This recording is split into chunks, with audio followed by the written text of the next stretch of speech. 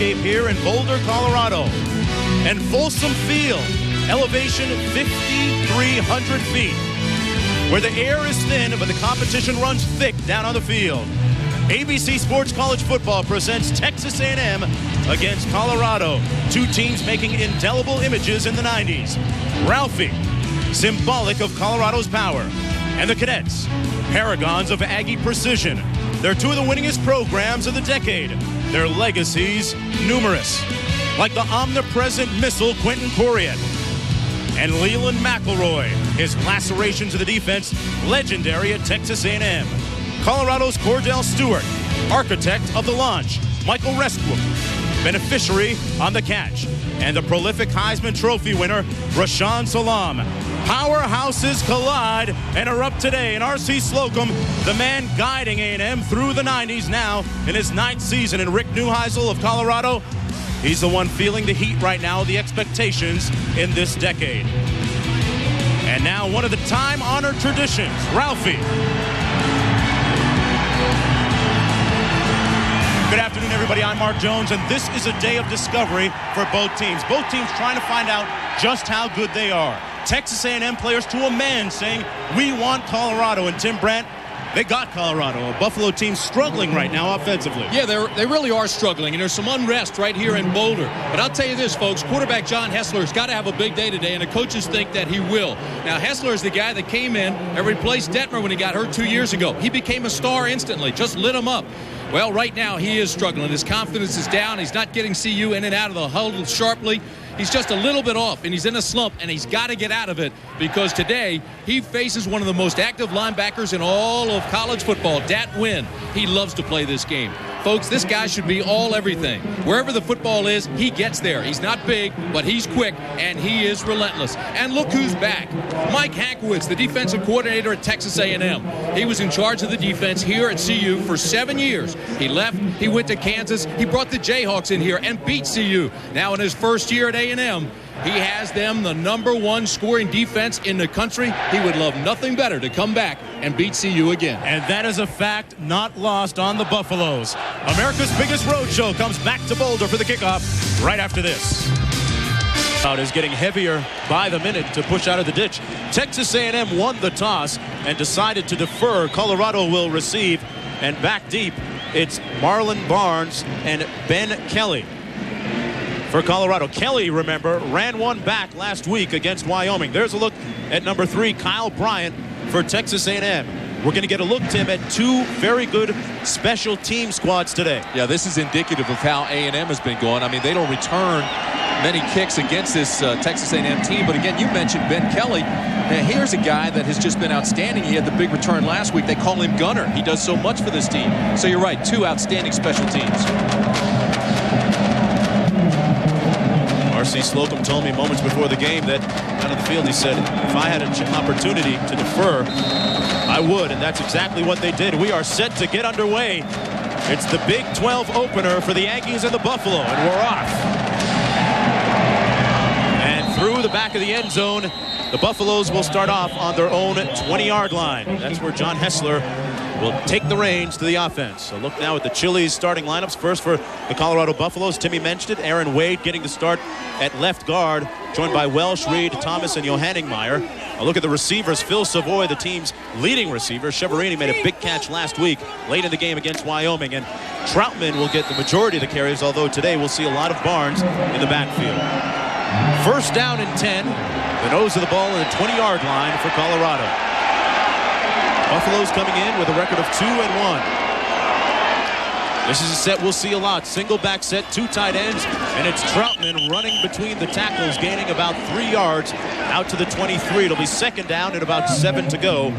Let's take a look now at that vaunted Wrecking Crew defense. They've switched back to a 3-man front this year at Texas A&M. Rollins, Hurd, and Crowley, 3 seniors up front. Dat Nguyen, the best linebacker, number 9 for Texas A&M, and in the secondary, Curry and Webster will get tested today. Mike Hankwitz likes that 3-4. They've been vanilla the first 3 games, but now they're going to look at foxy against CU. Little play fake by Hessler, looking up top.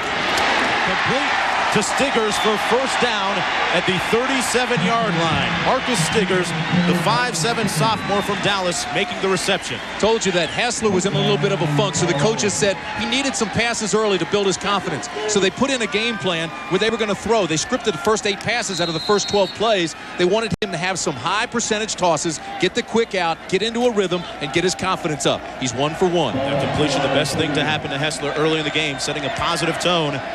Troutman, the single back. 2 wide receivers split to the bottom of the screen, and it's Troutman trying to get to the corner. Herschel Troutman brought down at the 41-yard line by number 28, Trent Driver, the 6'2" senior. An instinctive guy, ready for a big season. You know, we talked about Dat Win at the beginning of the game. Watch this, number 9 right here. You want to see him go over a blocker? Yes, sir. Keep his feet, go make the tackle. This guy flies to the football. He is relentless. He's going to be fun to watch all day, folks. Reminds you a little bit of some of the people you've seen at the All-Americans there at Texas A&M before. Remember Ed Simonelli? There he is in the format. Recreated. Dat Win. Runners say, who dat?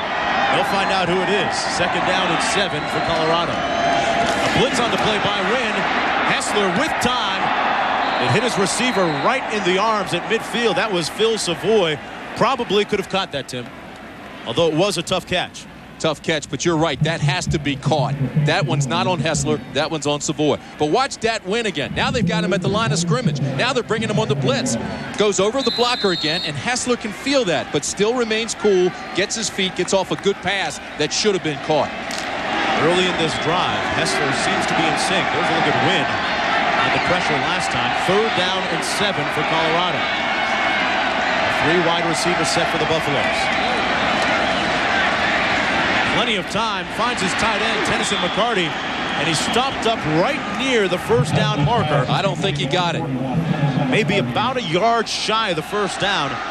The tackle on the play made by Chris Theory. Crowd wants Colorado to go for it, but Rick Neuheisel's a very good coach. He's not going to be persuaded by the screams of the crowd. Got to play percentages in here and just get it out safely.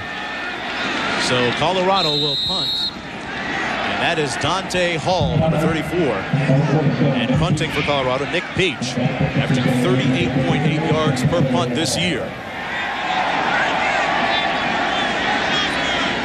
Hall has already run one back this year. There's a flag on the play. Hall calls for the fair catch at the 16-yard line, but there's a flag down at the 45-yard line. Let's wait and see what this one is all about. I'm not even sure the CU coaches see the flag yet. They're changing teams. Now they see it. And it is against CU. Our man wearing the white hat today, Bob Holliday. It's against the Buffaloes.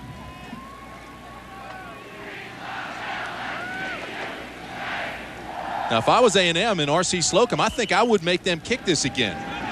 I mean, they're backed up a little bit here. I'd go ahead and take the penalty, move them back a little bit, make them kick. Maybe you won't get it. Illegal formation on the kicking team. 5-yard penalty.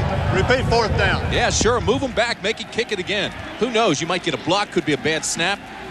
Maybe you get a return out of it. Yeah, Dante Hall, number 34, has returned one this year for a touchdown on the punt.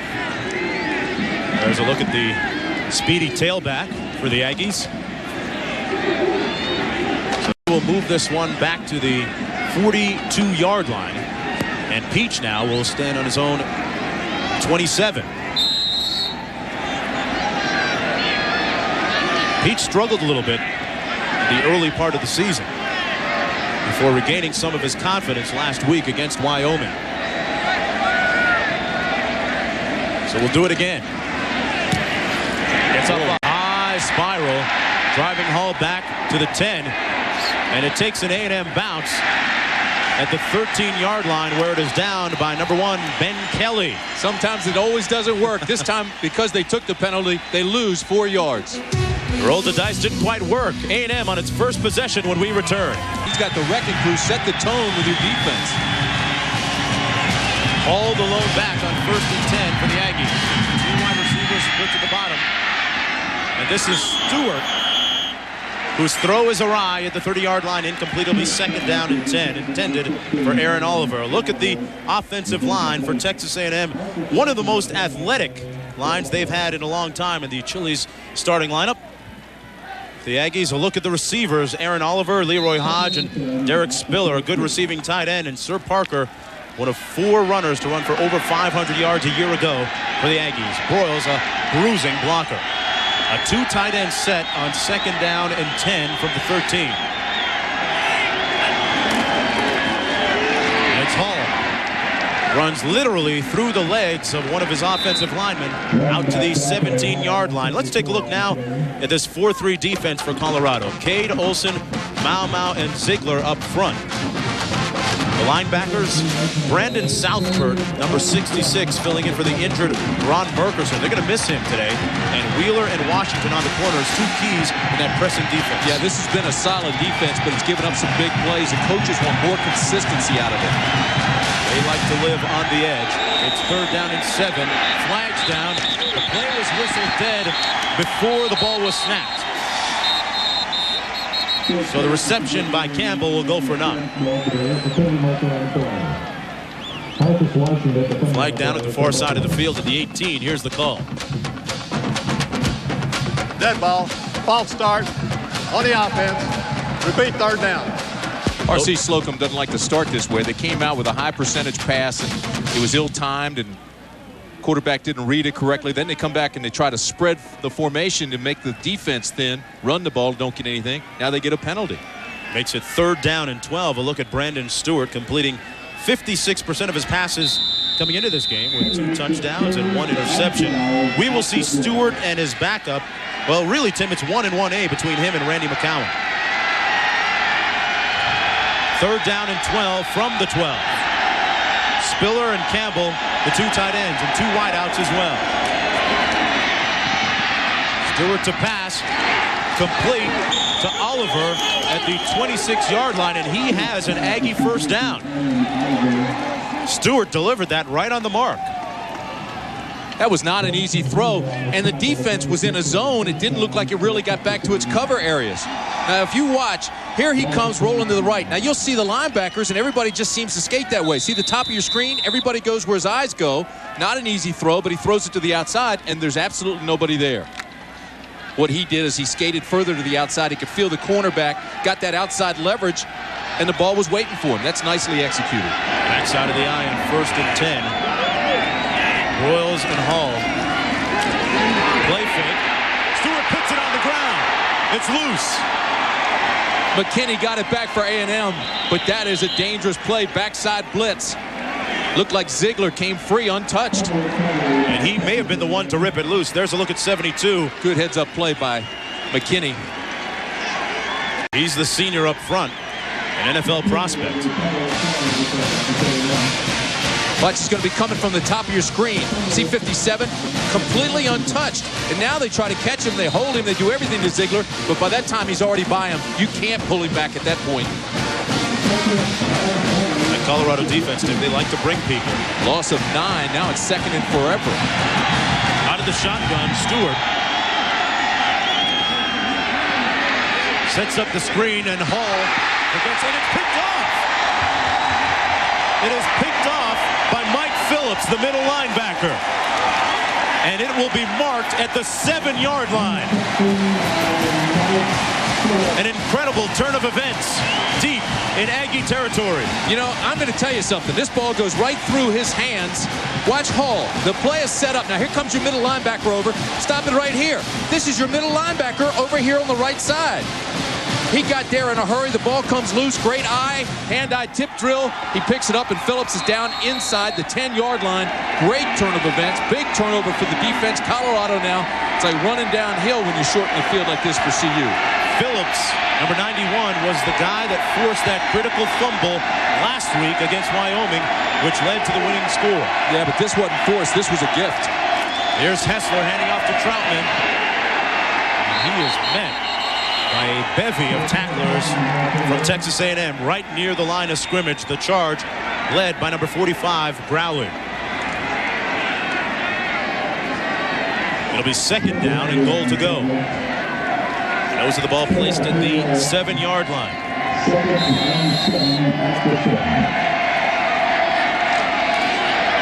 Aggies making some late substitutions.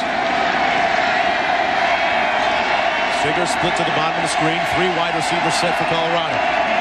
They toss it to the short side. Troutman wrapped up at the 6-yard line. The Aggie defense not giving much yardage. No, and those are 2 big plays because now it brings up a 3rd down situation where Colorado has to get in the end zone. If the wrecking crew can get out of this by just giving up 3, that is a huge victory for this defense. There's a look at Mike Hankwitz. He's working overtime. That is an outstanding defensive coach right there. He was at CU from the mid-'80s to '94. He was a defensive coordinator for 7 years. Brilliant defensive coach. Aggie defense has only given up 1 touchdown all year.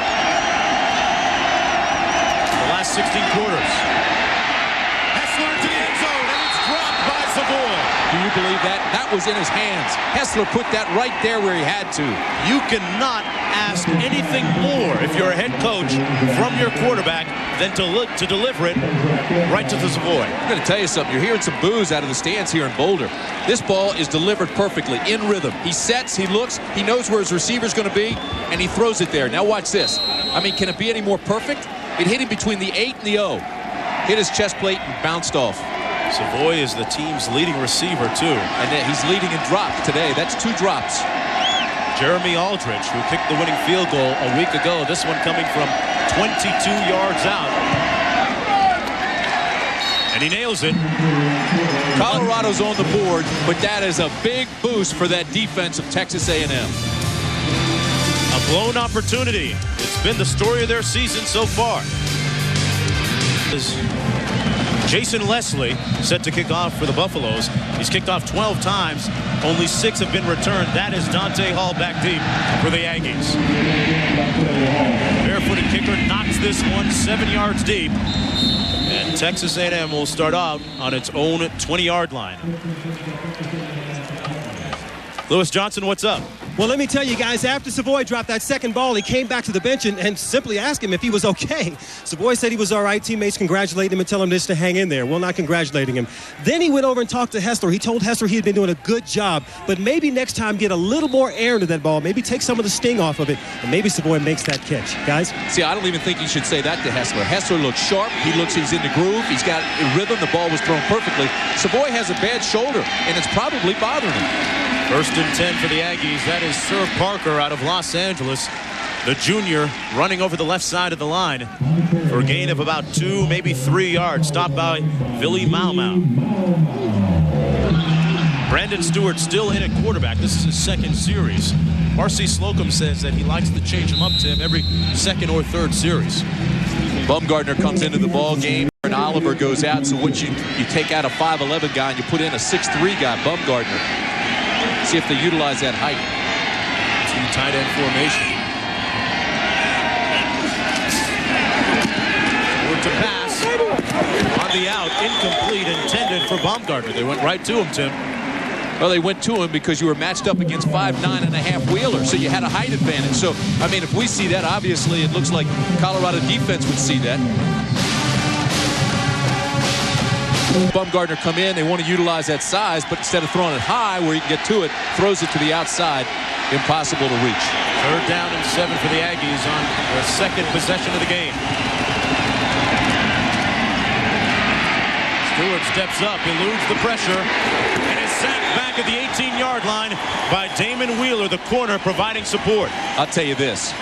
We just talked about Wheeler being 5'9.5", 5'10". He was at a disadvantage height-wise. He is also the quickest defensive back. Read the run. That's a big-time play out of the corner, Wheeler. Now watch this. All right, now he goes back to pass. He's got time, but he can feel the pressure coming from both outsides. See it closing in up below him? And so now he comes out, and look at the quarterback. Reed, the corner, comes up and makes the tackle. No hesitation. Leckler for A&M gets off a poor punt for him.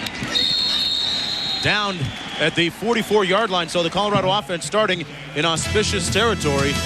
A 38-yard punt. Monday night at 8 Central Time. It's the New England Patriots and the Denver Broncos. ABC's NFL Monday Night Football. Both teams, folks, undefeated and leading their respective divisions. The Patriots have lost 9 in a row, though, now to Denver. Yeah, but see, Drew Bledsoe's coming to town, and his brother right there, Adam Bledsoe, is the quarterback at CU. He's going to be going down to the game. Had to get 25 tickets for this game here today.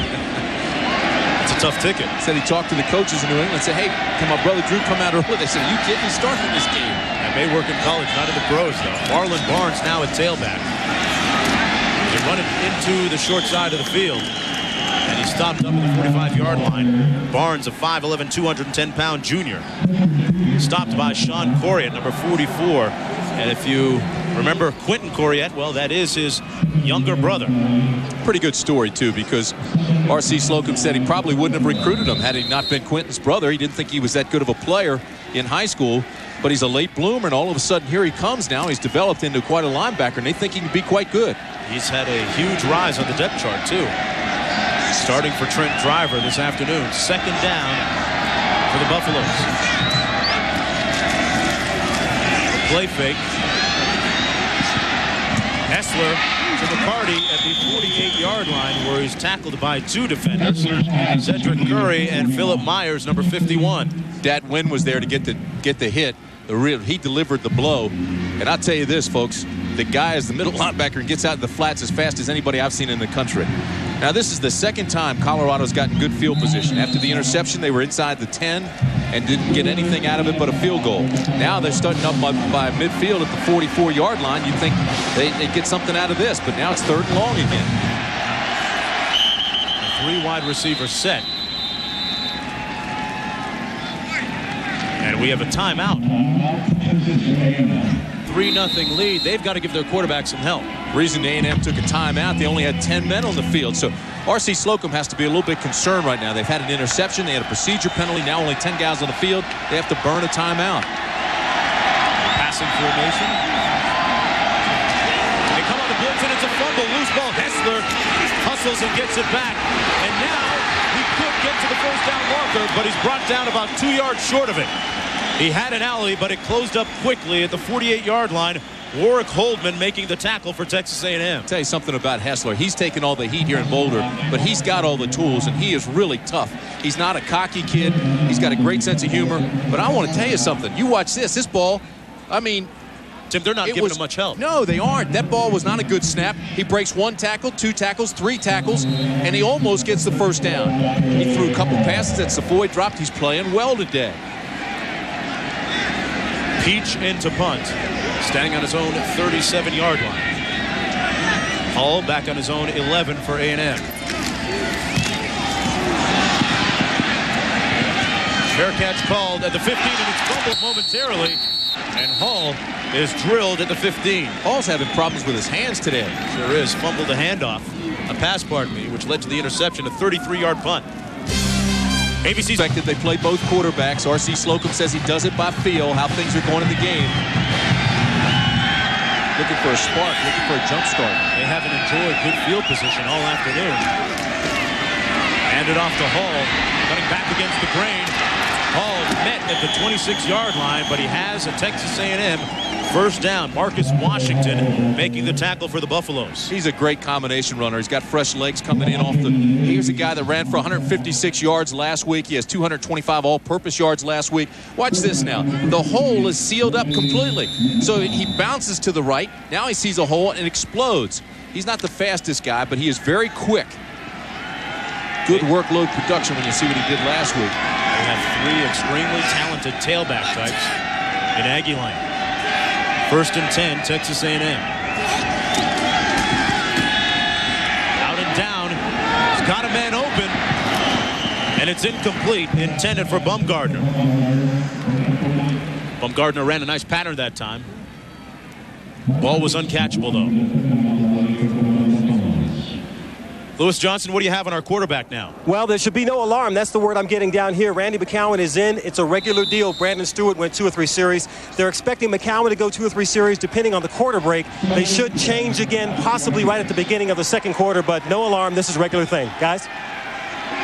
4:23 to main in the period. Up the middle. That's Tiki Hardeman, and he puts it on the ground. Still loose. A&M got it back at the 45. Man, were they lucky.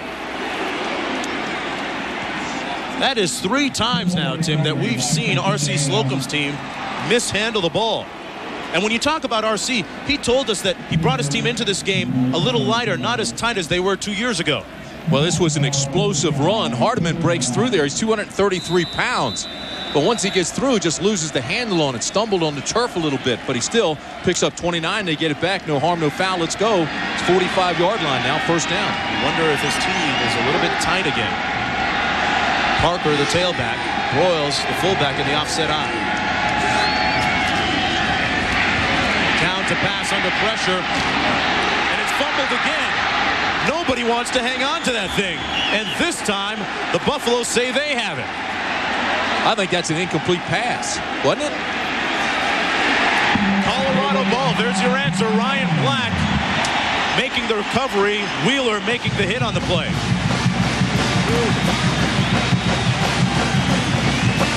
It all starts when Cade comes on a blitz. Number 48 comes through wide, clear. See that? And he chases him out of the pocket. Now he throws the pass. He did have possession, so it is a fumble. It goes rock loose. Broyles tries to get it. Everybody's scrambling for it, but you're talking about the hands. I'm telling you something. They've dropped a punt. They dropped a screen pass. They fumbled 2 runs. It was bound to go the other way in Colorado's favor. And R.C. Slocum, as I mentioned earlier, said that last year he made the mistake of making this game too big, as he did 2 years ago. It became too important. Another big play by Wheeler, who came up and read that little pass quickly, made the hit to knock it loose. So it'll be 1st and 10 for the Buffaloes at their own 42-yard line. You know, that was actually a very nice play by McCowan, who the blitz came through completely unblocked. And so he had to get out, got the ball loose, and it was a nice play. But again, CU's got great field position. 3rd time today. Let's go CU.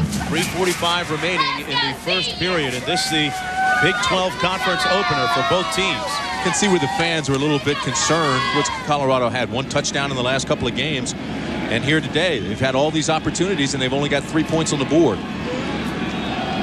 They need a big play. They need somebody to step up. We talked to Rick Neuheisel yesterday. He says we need somebody to seize the moment, somebody that wants to make the big play. Looking for that leader. 1st and 10, backside blitz off the corner. Hessler eluding the rush. And he looked like Houdini on that play. John Hessler with a Buffalo first down at the Texas A&M 43-yard line. He escaped for 14 yards. Curry came off the corner, Tim. Hessler's playing well. Watch the blitz coming off the right side. You've got Myers, then here comes 18, and now that's Curry. Now Curry comes off the corner blitz, and look at him. Hessler's playing very composed football today. He's not panicking. He's got great vision, and he makes a good play, the big play. He's the one that seizes the moment, moved the chains. Last 3 drives started on the A&M 8, the Colorado 44, the Colorado 43, and they only have 3 points. And they go on 1st and 10. This is Troutman. And Troutman is brought down at the 37-yard line by who else but Dat Wynn out of Rockport, Texas, number 9, making the tackle. He led the team in forced fumbles, recovered fumbles so far this year. That's coming into this game. John Hessler stepping up, taking control today. Neuheisel calls him easy going and fresh off the farm, he says. He says his high school fight song was the theme from Green Acres. He's a good kid, though. We sat down and talked with him. Not cocky, very humble. Looking forward to proving something this afternoon. This is Troutman getting to the edge. Herschel Troutman has another Colorado first down, pushed out of bounds at the 20-yard line by Marcus Hurd. So they move the sticks again. A 16-yard pickup by Troutman. I think it was the Hessler scramble that's starting to wake things up. I want you to watch big old number 58. Johannenmeyer, he kind of gives him an escort around the corner. See him? He gets in a way there, gets a little block out by his wide receiver, and all of a sudden the running game's starting to pick up a little bit, and they're doing it off the corners. They're hitting the corners quickly and running away from the blitz. Coach is telling us that number 5, Troutman, a better runner this year. He's improved a lot. He just hasn't had an opportunity to show it so far. 1st and 10. Play fake. Shiverini complete at the 9-yard line. Hessler firing a dart. Darren Shiverini, who made the big catch late in the game last week against Wyoming. There he is. First down and 10, Colorado. Goal to go. Quentin Brown, the linebacker, had the hook area where that pass was supposed to go, but he had his back to the quarterback. So they just slid away from him.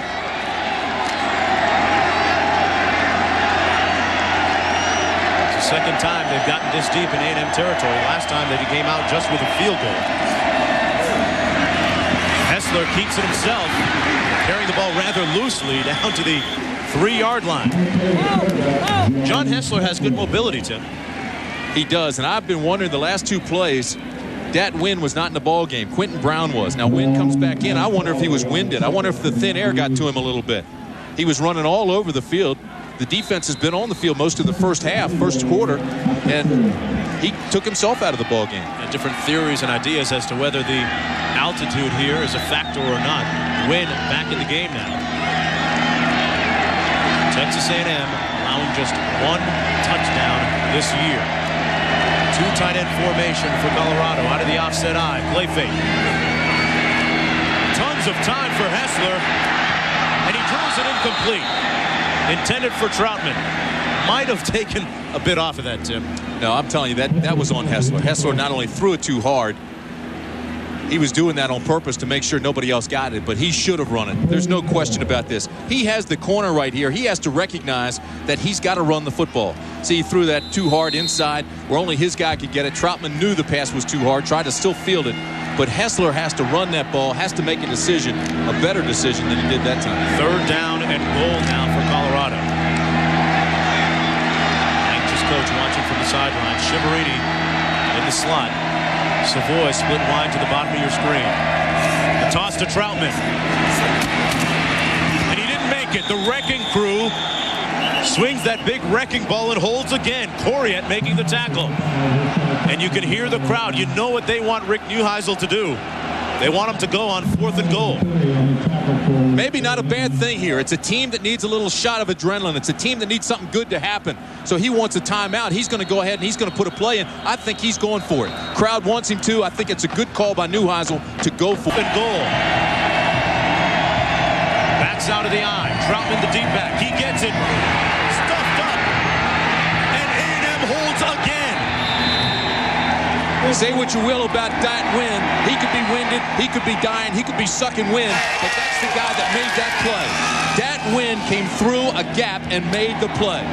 He was there almost before the ball was handed off. Texas A&M's indefatigable defense holds up one more time. Watch Dat Wynn coming right through here.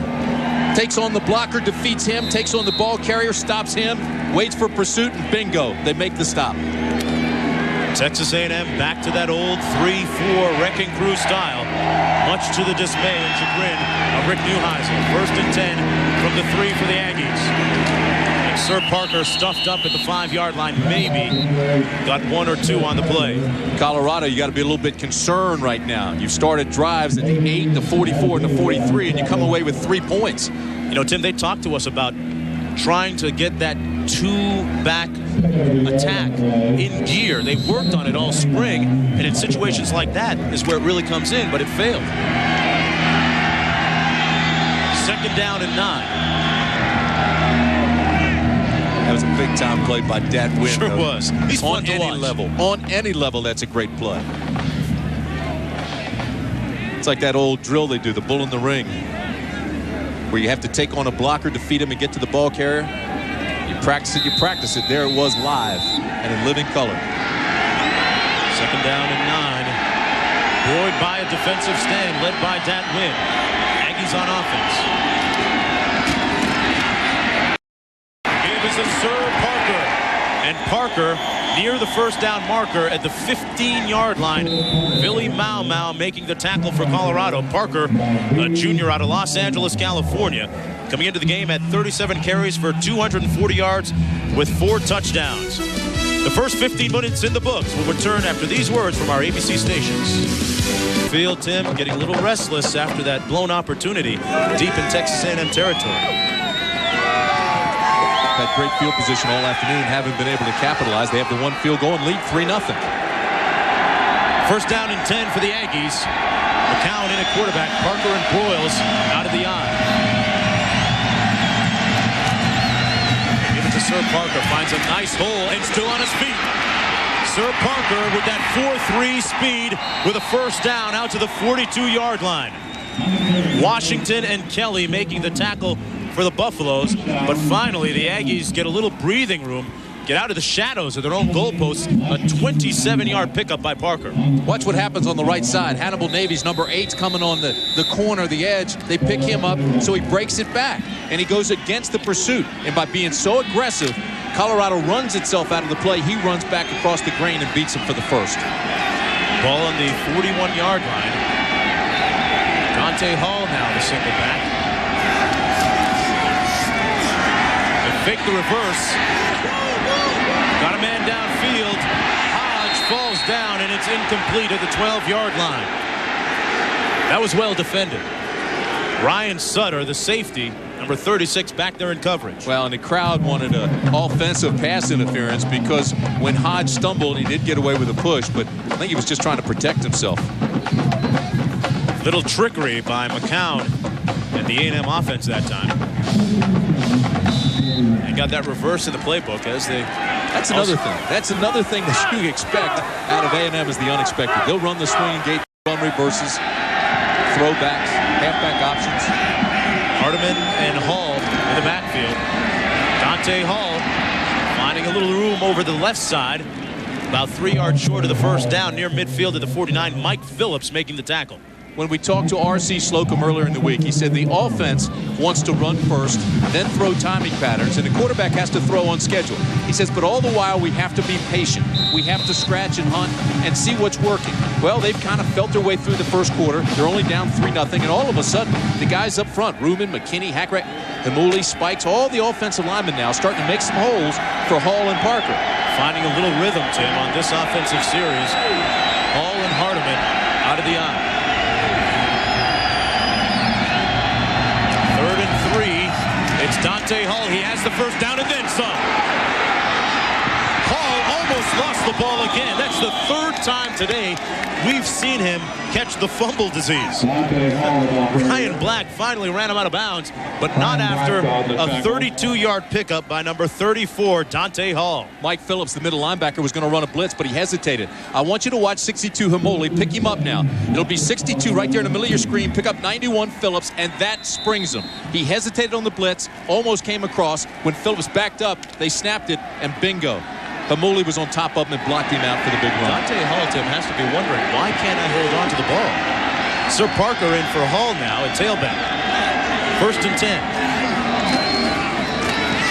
They give it to Parker. And he gains about 6 on first down, pushed out of bounds at the 12-yard line by Wheeler. Again, they change up the running back. They get some fresh legs in on a hot day in Boulder. Parker is the fastest guy in the A&M program. Talking about guys jumping on his back after he's down. Here's a guy that's added 10 pounds of muscle over the summer. Ran for 100 yards last week. 5'11", 109. You call him sir after a run like that. Yes, sir. Sir Parker. You know it. 2nd down and 2. Give it to the fullback, Hardiman. And Hardiman pounds his way between the tackles down to the 4-yard line. Phillips making the tackle. 1st and goal to go for the Aggies. The Aggies are taking it to them right now. A&M's firing off. They're controlling the line of scrimmage. All the black jerseys are starting to catch. They're starting to catch. Rather than deliver blows, they're just catching blockers, and they're not fighting through them, and they're catching the ball carrier, and they're not punishing him. McCown has been the quarterback leading this drive. Parker and Hardiman split backs. It's Tiki Hardiman down near the 1-yard line. It'll be 2nd down and goal. Hardiman, a senior out of Houston, Texas, 5'11". And at 233, Tim, he really has good feet and moves well. Way to go, man. Way to go, man. Mark, right now, if I'm Mike Phillips, the middle linebacker for Colorado, I'm accepting the challenge because, I mean, they're bringing the house at me. That time, Hackrat came right at him and blocked him off. I guarantee you they're going to run right at the middle again and try to get to him. Now, A&M's a team that likes the corners. We'll see. But watch the middle. 2nd and goal. Hardiman tries to go over top. He couldn't get airborne. Still no signal from the officials. And it's going to be spotted a few inches short of the goal line, it looks like. Southward, the starter making the tackle. Yeah, see, they moved him to the middle this time. They moved Phillips over. Watch this. Here's 66. They're going to come right at him, just like we predicted. Right up the middle. Watch, they'll get on him, but they don't get any leverage on him. And he meets him right there. That's a nice play by Southward, who's 6'4", 235 pounds. This guy's got long hair. They say he's a biker. Does his own thing, free spirit, but makes a big play there. 3rd and goal. McCown fumbles it. And the Buffalo defense answers with a big play of its own. Rashidi Barnes coming up with the loose ball.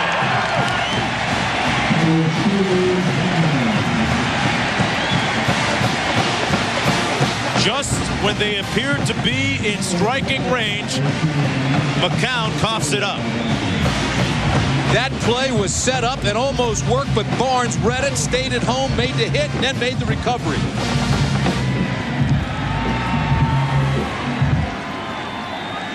You can hear, you can feel the wind coming out of the A&M sails after that play. That has to be deflating. And look at the turnover situation.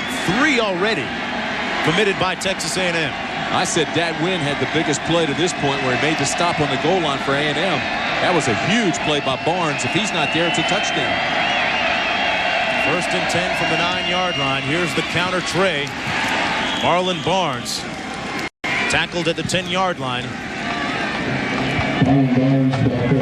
Myers making the tackle for the Aggies. Driver also in on the tackle. Yeah, Driver's the guy that made the play. Driver was outstanding. Slid down, he made the first hit and tripped him up. Trent Driver, 6'2", 235 pounds. He's a senior. He's one of the guys that gives the wrecking crew some direction. He didn't start today. Sean Coryat moved in front of him, and I think Driver now is a little bit upset because of that and playing with a little motivation. 2nd down and 9, Colorado. Hessler to pass. Dangerous pass to the wide side of the field, complete at the 14-yard line. Boy, that thing was in the air for a long time. Curry making the tackle on Stiggers. I was surprised at the time Hessler had to throw. He only had 2 receivers in the pattern.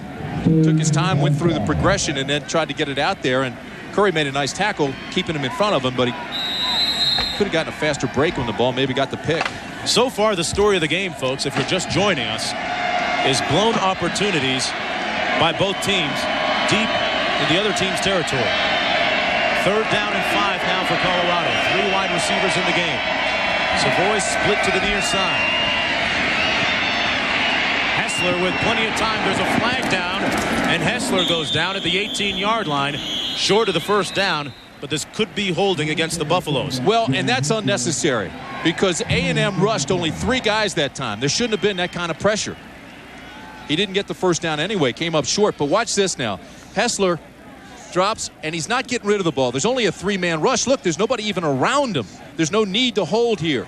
Now, if you're going to go for the 1st down, you can't be juking and just going down like that. You've got to put your head down and try to get to it. His knee hit 3 yards short of the 1st. Rick Neuheisel watching from the sidelines, and former quarterback himself. Sometimes it's difficult to be the head coach. Offense. The penalty is declined. 4th down. Sometimes it's difficult to be the head coach and a former quarterback because he finds it a little extra hard on Hessler. The hold against Colorado. Told Sean Coryat out of the game with a sprained ankle, may or may not return. They said probably will. The one thing that Hessler has done well today, Tim, is get his team into the plays quickly. Haven't seen those delay of game penalties called against Colorado to this point. Dante Hall back on his own 40 for Texas A&M. Peach standing on his 4. Under pressure, they almost got to it. Hall fumbles again. Flag down, and they may not have given him the necessary 6 feet, Tim. It wasn't even close. It wasn't even close. They encroached on the receiver. That's a penalty against Colorado. You know, and I don't think he would have caught it anyway. But if you watch this, they've already encroached on his area, and now here comes the hit. Plus, they went to the head. That was Sanders who delivered the hit. It's going to be against Colorado. The fans don't like it, but there's no question about the fact he was there early. Rick Neuheisel apparently claiming that he was pushed into Hall. At least motioning that way. Doesn't make any difference. Two black jerseys there encroached in the area. Kick catch interference against the kicking team. 2-yard belt violated. First down. Question is it going to be 5 or 15? This will be just 5 yards. They'll spot the ball at the 43-yard line. This is the best starting field position of the day for A&M. Rick Neuheisel is still vehemently pleading with the officials on the sidelines. You can't believe the call. They're not going to change it now. Broyles and Hall out of the eye for Texas A&M. McCown still in at quarterback. This is Hall, who hangs on to the ball for now. Over midfield down to the 47. Ryan Sutter, the free safety, making the tackle. One more look at that last play. You have to give him the yardage. You have to give him his area. Now watch, you've got two black jerseys coming down here. Now you've got the white jerseys. Stop it right there. This is what Neuheisel's talking about. He's saying these guys are pushed. Well, this one may be. This one is not. And he's the one that gets the flag. On second down, Hall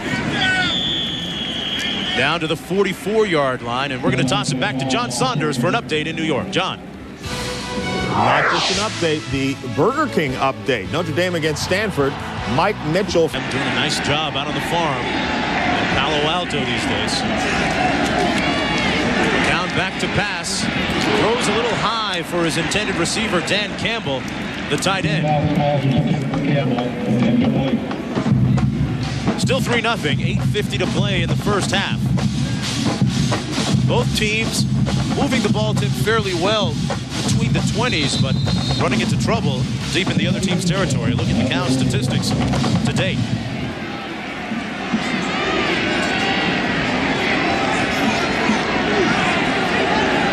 Second down and 10.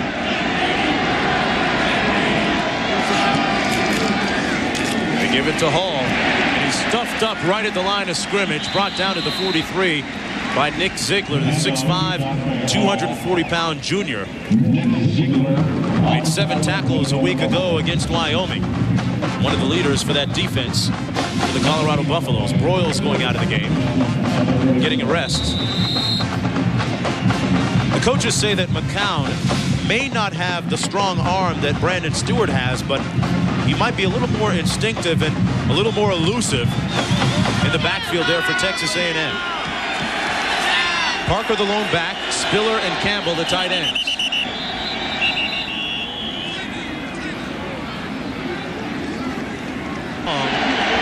For the Aggies. Hodge in motion, down to pass, has a man. It's complete, but where are they going to mark it? It's marked short of the first down to Chris Cole. Wheeler made the tackle, and they're about a yard short of the first down. A&M did a very nice job of picking up the blitz this time. Hannibal Davies was coming on the blitz. And this is what you see from the outside. Now watch this. Cole goes out, but that's a mistake on Cole's part. He didn't go down as far as he should have. He's got to know where the sticks are, get past the sticks for the first down to make that catch. Well, they're going to go for it, folks, on 4th down and 1. Good call. Too far for the field goal. Too short for the punt. See if they can draw him off sides first. Broyles is a great blocker. He's the up back out of the eye. Parker is the deep back. Parker on the toss. He has the first down. Sir Parker down to the 30-yard line.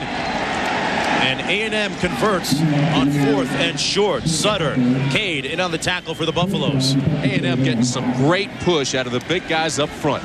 That time they pulled McKinney, who's almost 290 pounds. And he gets out in front of this thing. Now watch McKinney pull. Stop it right there. You're bringing guys out in front. Look at this. They're coming down. They're coming like this, and he's going to come and cut in and get the first. Now roll it, and look at this. Boom, boom, boom. 3 white jerseys. Push them out of the way. First down.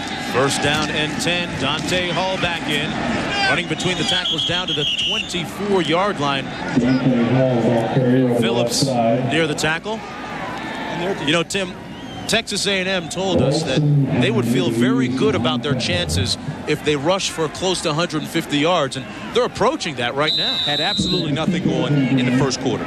Everything was shut down. But like R.C. Slocum told us, he was going to field, try a lot of different things, see what works.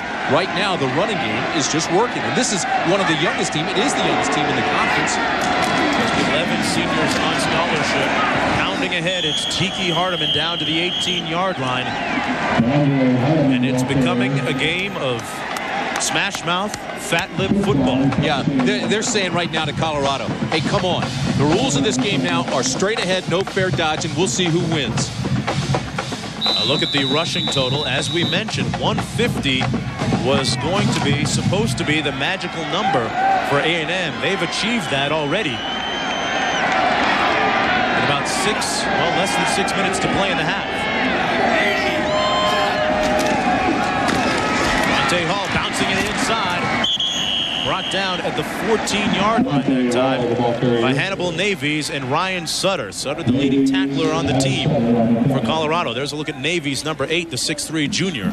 And Sutter, there's a guy who the professional scouts are in love with. They love his game. Offensive line, they're banking on. Watch this. Here's Hackrat. He gets down on this guy. They come down on him, see if it works. See, there they go, firing down on him. There's a little bit of a hole there, but he decides not to take that and go outside. Second down and 5. Hall stuffed up at the line of scrimmage. That time, the Buffaloes penetrating up through the middle. Mike Phillips leading the charge along with Cade. Defensive coordinator A.J. Kristoff telling us yesterday that Navies, Phillips, Southwood, these guys are active linebackers, and he uses a lot of different schemes, a lot of different blitz packages. They put in about 21 blitz packages for this game. Run blitzes and pass blitzes and zone blitzes. They love to live on the edge in Colorado defensively. Parker and Hardiman, the backs. Third down and 5. Count. Not a great pass intended for Parker, incomplete. And in comes the field goal unit led by Kyle Bryant for Texas A&M. One of the few errors that McCown has made this afternoon. Needed a little bit more air under it. He felt the blitz coming and turned and threw too hard, too fast. Kyle Bryant has made 31 of his last 38 field goal attempts. Made 78% a year ago. This one coming from 30 yards out.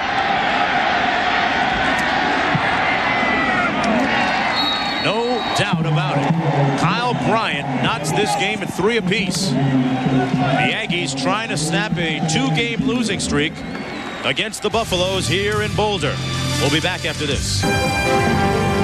ABC Sports presentation of college football brought to you by the 1997 Pontiac Bonneville. Luxury with attitude. State Farm Insurance, like a good neighbor, State Farm is there. Thrifty Car Rental, renting cars with pride worldwide. Best of all, it's Marlon Barnes and Ben Kelly for the Buffaloes. See if they kick away from Kelly, who returned one last week. They kick to his side, but it's out of bounds in the end zone. It'll come out to the 20-yard line for Colorado. We're going to take a short break with the score 3-3. RC's team on defense when we return. I think A&M has been outstanding. Troutman in the back on 1st and 10. Hessler complete to Shiverini at the 25. And he's brought down by Webster. There you go. It'll be 2nd down, about 6 to go for Colorado. You know, R.C. Slocum says he wants his team to be fundamentally sound when they play Colorado. He's 0-2 against the Buffaloes. He says, but the first 3 letters in fundamental are fun. I want them to come up here and have fun. He says, we were paralysis through analysis the last couple of times we came up here. He says, we came up here that first time and everybody was here and expecting these 2 great teams. He says, we were tight as a drum and couldn't do anything. So he wanted them to be loose. Hessler on 2nd down. Has plenty of time. And it's incomplete. Now it's ruled incomplete at the 38-yard line. Stiggers, the intended receiver, the officials waving it off. Actually, it was the umpire that said incomplete. So he was looking at it from the quarterback's view and actually could see the ball skip on the ground. Take a look at it now. Now this is from behind the receiver. We may be blocked out. Looks like a catch there. There it's loose. Well, the umpire had a good view, saw the ball on the ground, and said incomplete. Teamwork from the officiating crew. A look at the average yards per down so far. Hessler out of the shotgun on 3rd down and 4. Little motion on the interior line. Dat Wynn started pointing before the flags came out. Said he saw some motion.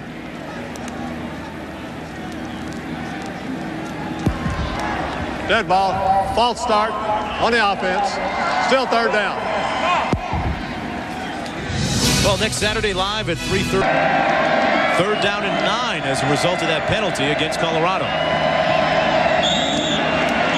More whistles and more linen littering the field. Dat Wynn almost jumped into the neutral zone. He had to pull back, put the reins on. It almost seems, Tim, as if Colorado is very much concerned about Wynn. I guess they should coming, be. yeah. Dead ball. False start on the offense. You know, they're Still getting a 3rd little down. bit antsy. They saw the blitz coming and moved. Dat Wynn before the ball with the cadence. I want you to watch. Here he is right here. Watch him come up like this, like he's going to blitz. That draws the motion. Look, here he comes. Here he comes. Boom. Now there's the jump. Looks like 75 kind of got up. That's Wade. He's been out a couple of weeks now. Remember, he had the injury, so he's a little bit rusty. He was waiting for the quickness and kind of came up quickly. What was 3rd and 4 just 2 plays ago is now 3rd down and 14 for Colorado. Hessler to pass. Incomplete, and a nice defensive play by Cedric Curry. He laid out and knocked that down. It'll be 4th and punting situation for Colorado. A&M showed blitz, showed blitz, showed blitz. Now watch this. They're going to go back this way now. Get into a zone. See, Dat Wynn has been coming hard. He gets back into the hook zone, so they have to throw over him and under the cornerback, and Curry jumps in front of the ball and makes a nice block. And this is a secondary from Texas A&M that was untested coming into this game. A big question mark for R.C. Slocum's team.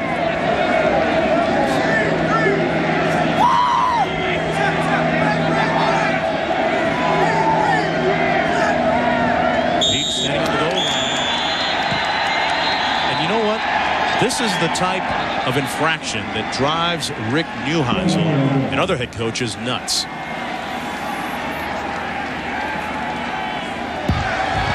Dead ball.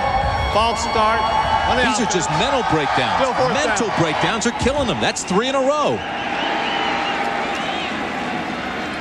A calm and composed Rick Neuheisel. But inside, you know that fire is burning. I really like him. He's now in his 3rd year, 22-5 of his 28 games, including this one. 14 have been against ranked teams, and he's 8-5, 11-3 overall at home. 4th and 19. Peach shanks one, and it takes an A&M bounce. It'll be down to the 34-yard line. A 23-yard punt. Let's go to John Saunders, find out what's up at halftime. Now watch it go out. That's exactly what just happened. 1st and 10. They fake the counter under pressure. McCown puts it on the ground, gets it back. It looks like he's playing basketball with it. I've counted 5 times now, Tim, that Texas A&M has put the ball on the carpet. You can't figure out what the problem is. I mean, the ball's not like soap. Let's see if, in fact, he got hit. Jesse Warren providing the pressure, number 98 on the play. See if Warren got a hand in there. No, he was already past Warren, and he went to make a cut, and it just slipped out of his hands. Able to gain 3 yards. Not a bad play, I guess. 2nd and 7. Parker stuffed up at the line of scrimmage right near the 30. It'll be 3rd down, about 7 to go for Texas A&M. Under 3 minutes to play now in the first half. Navy's making the tackle. All right, you're down deep now in Colorado territory. That gives you a lot of leeway with what you can do. And knowing Steve Marshall, the offensive coordinator of A&M, and R.C. Slocum, they may try something a little bit different here. They bring in Broyles, Mark Broyles. He's the power blocker. They have been known to throw the halfback option. They've got some trick plays in there. Broyles and Parker out of the eye. 3rd and 6. They give it to Parker. Parker, nice spin. Oh, he put it on spin drive. What a move by Sir Parker to get to the first down marker and beyond at the 22-yard line. Ryan Black finally making the tackle. How about that? He tips his hands a little bit. He brings in Mark Broyles, who is a big blocker. Broyles goes up and knocks some guys. He cuts back and gets the first. He had the first even before the spin, so he's not going to lose anything except maybe his teeth. Ryan Black hitting pretty hard up top. Gain of 8. First down and 10. Broyles and Parker again in the backfield. It's Parker bouncing it outside. Still on his feet and now brought down at the 18-yard line by Ryan Sutter. That guy's everywhere on the field. And again the ball comes out. Can't figure it out. But R.C. Slocum will address it at halftime. I guarantee you that. Last week, of course, Colorado benefited from a fumble late in the game against Wyoming to come back and win. Can't make that part of the playbook, though. 1:27 to play in the half. We are tied at 3 apiece. Dante Hall now in at tailback. It's Hall. Brought down at the 15. He's 3 yards short of the first down. On the carry over the right side. Ball now in the middle of the field for the field goal kicker, Kyle Bryant. Just in case, McDonald making the tackle for Colorado. That was a big-time play by Ryan Black, the strong safety. They cheated him up almost like another linebacker. And Texas A&M, Tim, calls a timeout on 3rd down and 2. They're going to talk it over. Well, tonight on ABC, Eric Roberts, D.B. Sweeney, defensive coordinator of A&M, watching on 3rd and 2. Give it to the fullback, the first man through. Hardiman, not sure that he got it. Phillips jumped in and made the stop. We just said he had to get in and fill, and he did. And a late flag thrown on the play back at the 6-yard line. Very late flag. A huge play by the Buffalo defense with under a minute to play in the first half.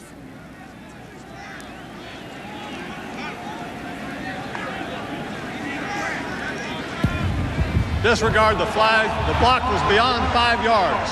You know, we said Phillips had to step up and make the play. Watch this. No hesitation. Gets up, takes on the blockers. Look at this. And then the ball carrier's right there. That is a good read by the middle linebacker. 220 pounds. Just kind of tucked that tail, got the leverage, stepped up into his hole without hesitation, without any false steps, and made the stop. Doc Kreese, the strength coach here, was telling me Phillips is a guy that has learned the value now, Tim, as we all should, of nutrition. He's been able to put on about 15, 20 pounds, get a lot stronger, get a lot faster. That's the defense, which would give Texas A&M a 3-point lead. Breaking this time. No doubt about it. Bryant, the senior from College Station, Texas, grew up dreaming about becoming an Aggie. He's outstanding, and he had 3 field goals last week. Of 51, 48, and 27 yards. Missed one of 50 that hit the upright, but he had plenty of distance on that one. He comes in here in both attempts today. He's been confident. He's had plenty of leg on it, and it is right down the pipe. R.C. Slocum to get back on the board. They have absolutely no timeouts left, so they need a good return. And then Hessler has to utilize the clock well. This going over the head and out of the end zone. Ben Kelly was standing there and watched it go over his head. Bryant will force Colorado to start on its own 20-yard line with less than a minute to play in the first half. And then they need 80 yards if they want the TD. And he's got to use the clock very well here. But really, more realistically, what they're doing is get down into field goal range. Look at Colorado's efficiency, Tim, in the 2-minute drill. Not bad. No, you wonder why they don't use it more often. Make it a 15-minute drill each quarter. Troutman on the handoff. Troutman claimed he was still up. Brought down at the 21-yard line by Dat Wynn. And there are people here that are booing. They have no timeouts left, so they're wondering why are they running in the middle. Well, they spread the field. A&M was expecting a pass. He thought he could get a big one and move the chains. Savoy, the team's best receiver, split to the left of the quarterback, Hessler. He looks that way and decides to take off himself. And he's brought down hard at the 24-yard line. Shunhorn making the tackle. Again, the Boo Birds. That puts a lot of pressure on you. It puts a lot of pressure on the coach, but more importantly, it puts a lot of pressure on the kids. See, they're just letting the clock run out now, and the fans don't like that. That's what happens when your predecessor, Coach Bill McCartney, brings a national championship to Boulder. It raises the bar of expectations and makes it extremely difficult to live up to those expectations.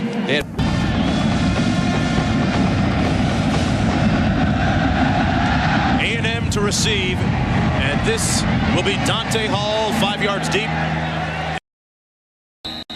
Talked about Colorado wanting to get out of the gate quickly. It started inauspiciously, though. Phil Savoy perpetrating. John Hessler was the guy they wanted to get off early. They do. Here's a perfect pass into the end zone. A sure CU touchdown, and Savoy just drops. I want you to watch what they do defensively, though. Here comes A&M. 3rd and goal. Watch 45 Crowley. Number 9, Dat Win. They close the door in a hurry.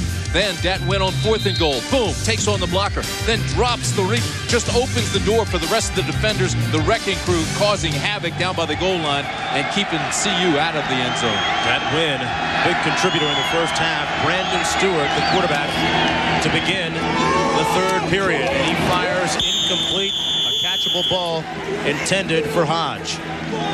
Let's take a look at the Witter first half statistics. As I mentioned moments ago, 3 turnovers for Texas A&M. It's even worse than that. 3 turnovers, that's an interception and a couple of fumbles, but they've also fumbled the ball 6 times overall, but they got 4 of them back. So, I mean, the problem's even worse than we're seeing here on this chart.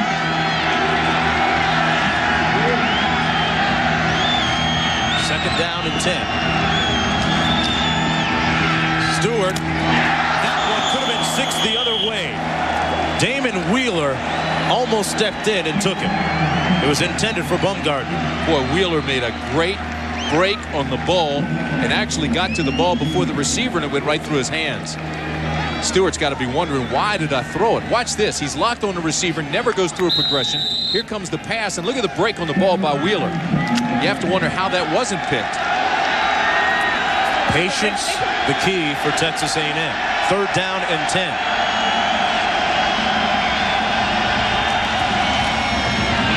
Give it to Dante Hall, and he's brought down after a gain of 6. So the Colorado defense holds on its first possession and series of the second half. Navies and Loper making the stop. Very nice job by the Buffaloes trying to set the tempo early on here in the second half. You have to wonder what Rick Neuheisel, what approach he used in the locker room at halftime to get his team going. Shane Leckler punting. Flag down at the 23-yard line. A high spiraling kick back to the 15. That's Troutman.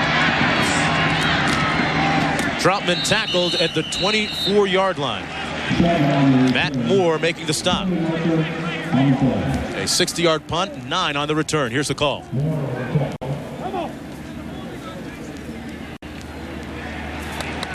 It's against the kicking team.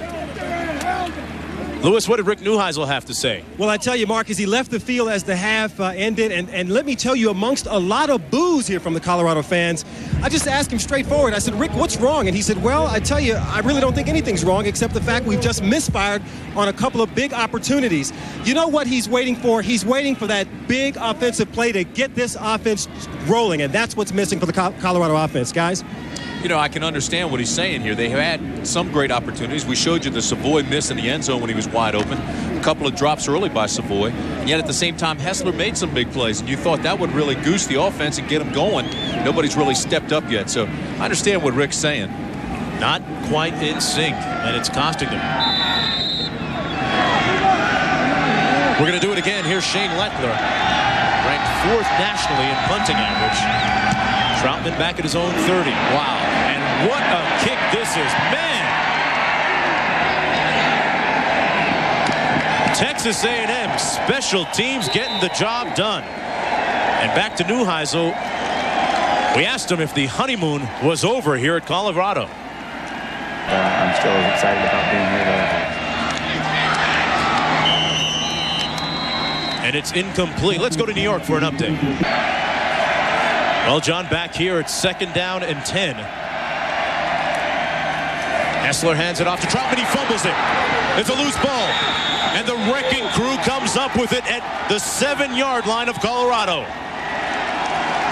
Philip Myers recovered the loose ball. Texas A&M. In the first half, it was Colorado that recovered deep in Texas A&M territory. Now the tables have been turned. Myers is one of those guys. He was an inside linebacker. They moved him outside, and that puts him down on the line some. He has the ability to rush and cover. Very versatile guy. I want you to watch the left hand of your screen, number 51. All right, there's the initial hit.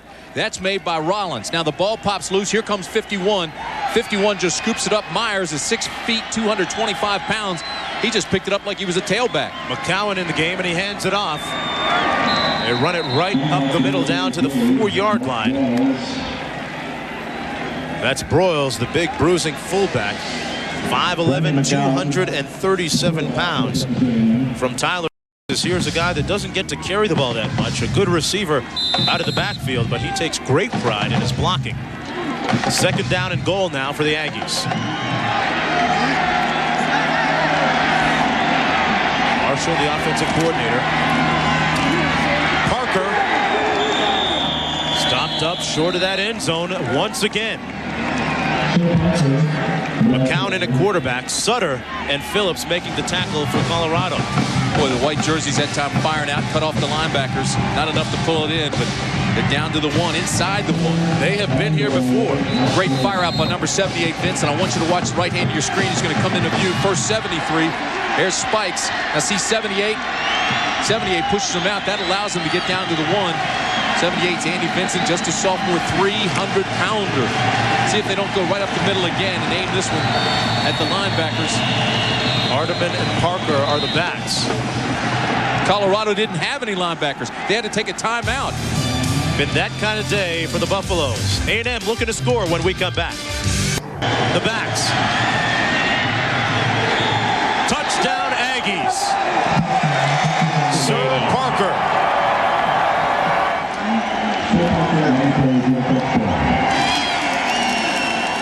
They worked for that one.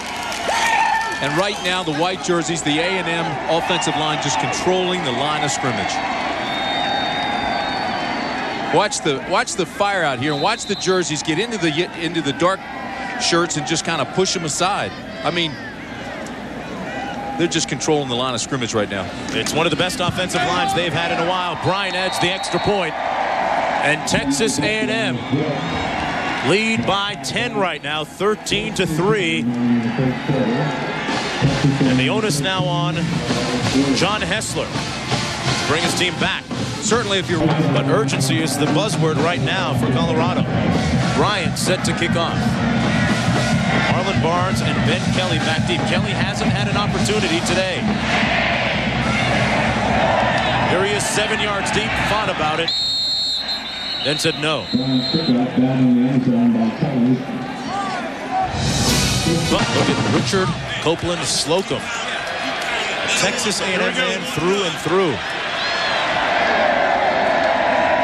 Hessler to pass on 1st and 10, complete to Stiggers. And he's near the first down at the 29, about a yard short. Webster making the tackle for Texas A&M. In the last 5 Colorado possessions, they've started inside their 25-yard line, have been unable to move the ball consistently. All right, here's the situation. They come out, they get a nice pass. He ought to pick up the tempo, change the tempo of the game a little bit, get a little more urgency, try to get the defense out of rhythm. First pass of that series, a good one. 2nd down and 1. Troutman finds the seam off the left tackle and has the first down. Driver making the tackle for the Aggies. Troutman and Barnes, tailback by committee in Colorado. That time it was Troutman. Driver making the stop. Barnes now coming into the game. Troutman getting a well-deserved rest. Just underway here in the 3rd quarter. I'm Mark Jones along with Tim Brent, Lewis Johnson down in the field. The visiting team, Texas A&M leading by 10. Hessler with a play fake. On the deep post, Stiggers incomplete. No flag on the play. Well, there is a flag. And now a late one. It's going to be holding against Colorado. Webster was with Stiggers, stride for stride on the coverage.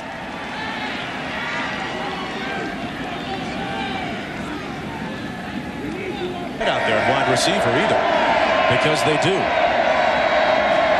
1st and 25. Hessler to pass. Finds his target. The ball is squeezed and caught complete at the 34-yard line. You know how big this play is? How big the penalty was for holding? They come back now. They're just barely back to the line of scrimmage because of the holding penalty. Savoy making the reception that time. Well, and look, he catches him in a zone, all right? They're getting back to the areas. He sees it's a soft zone, so he makes his break, gets the separation. The ball's delivered on time. So Hessler's still doing what he has to do. They've got to cut down on penalties and killing themselves. 2nd and 9. Here's Barnes.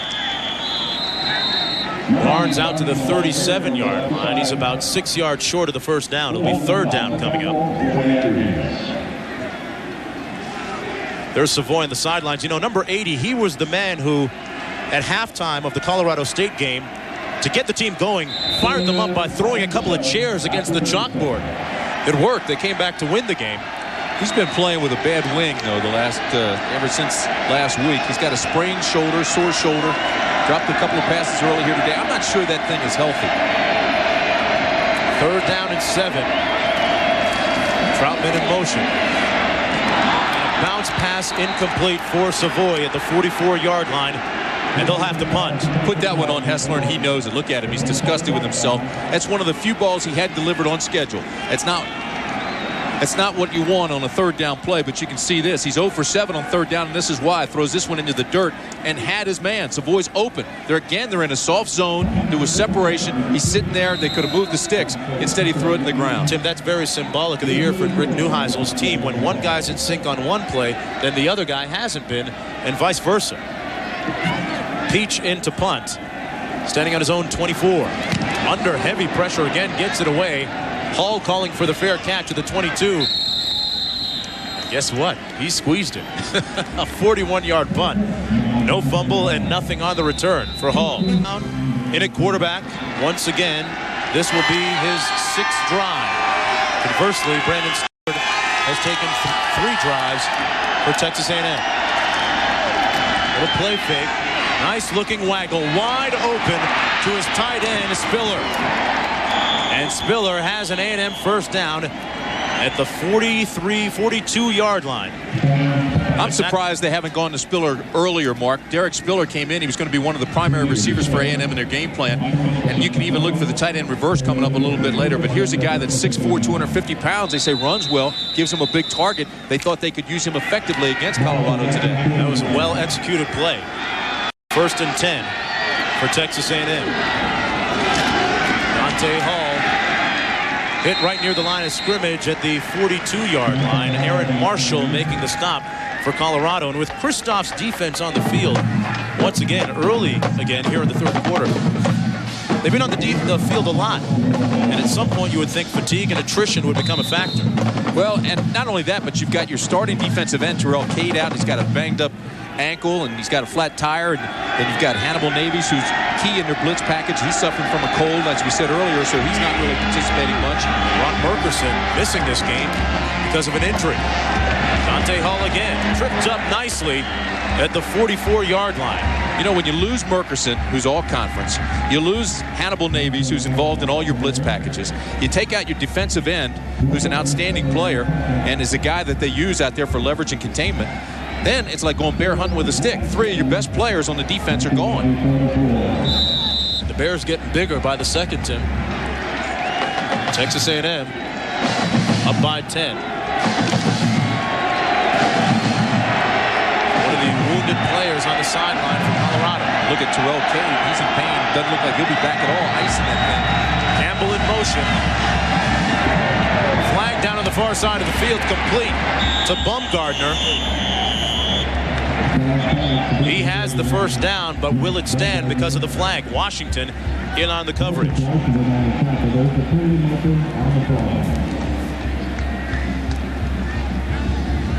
McCown throwing the ball with authority, but it'll come back. But this has not been a cleanly played game. I mean, it's been sloppy on both sides. Both teams have made mental errors. Both teams have dropped passes they should have caught. The ball's been on the ground, the line. It just has not been a well-played, crisp game. Sometimes you'll take an ugly one, though. Illegal formation on the offense. 5-yard penalty. Repeat, third down. Well, you're right. The winner of this game will take it regardless of how it looks because both teams came in with question marks. A&M played Sam Houston, Southwest Louisiana, North Texas. Everybody said they were like 3 scrimmages. Haven't really been tested. Terribly weak schedule. Then you've got on the other side, Colorado. They lose to Michigan. That rocked their boat, and they almost lost to Wyoming. Win it by a point late in the game. Parker in the backfield. Under pressure, McCown. Short of the first down. A flag down on the field at the 43. Wheeler making the tackle. McCown running the ball himself that time. He's the more mobile of the 2 quarterbacks. It's against Colorado. Let's go to New York and John Saunders. We told you Tavian Banks On the defense, 10-yard penalty. First down. Well, A.J. Kristoff has to be upset, the defensive coordinator for Colorado. He's out on the field still yelling at the officials. He is furious. Just now getting back and putting his headset on. That infraction, Tim, appeared to happen in the secondary somewhere. Came from the back judge. He threw the flag at where he thought the defensive holding was, so they moved the chains, and A.J. Kristoff is beside himself. May have happened when McCown looked downfield to pass and then was forced to run it. I love this guy. We sat in his office yesterday. He was diagramming defenses for us. He's got a passion for what he does. He loves the group that he has. He loves his defense. He doesn't love the officials right now. It's a no-name group trying to get it done. First down and 10 for the Aggies. Sir Parker pushed out of bounds at the 36-yard line. Wheeler, the first one to get there for Colorado, was joined later by Marcus Washington. I know I continue to say it, but the offensive line of Texas A&M just doing a phenomenal job of blowing the black jerseys off the line of scrimmage. And not only are they making first contact, but they're also riding their blocks for 5 or 10 yards. Now you watch this right here. Watch the guys lock on, and they continue to stay on their blocks downfield. Now you get the backs on the corner. That's good pursuit and good leverage, though, by Colorado. All now the tailback. Little counter tray. All down to the 32-yard line, and he has a first down. McDonald making the tackle for Colorado. 7:07 to go in the third quarter, and you can already see now Texas A&M starting to take over the running game, starting to milk the clock, trying to keep the ground game going. They seem to have established him the tempo that they want right now with McCowan in the game. And they're going against a defense. As you look at this, they're going against a defense which is wounded. We told you Cade's out, Navis is out, Murkison's out. What they're doing is they're taking a pretty good shot now at a weak and thinned out defense and trying to wear them down. 2 tights and 2 wide, single back set. That's Hall for Texas A&M. Dante Hall running up the middle down to the 28-yard line. Mike Phillips making the tackle for Colorado. Hall, the 5'8", 190-pound sophomore, threw 2 halfback option passes in their last game against North Texas. One of them complete, and he overthrew the other one. And that's where A&M is so dangerous. They'll lull you to sleep. They'll play fundamentally sound football. They'll just run the ball, and all of a sudden come up with a play that has a new wrinkle to it. Second down and 6.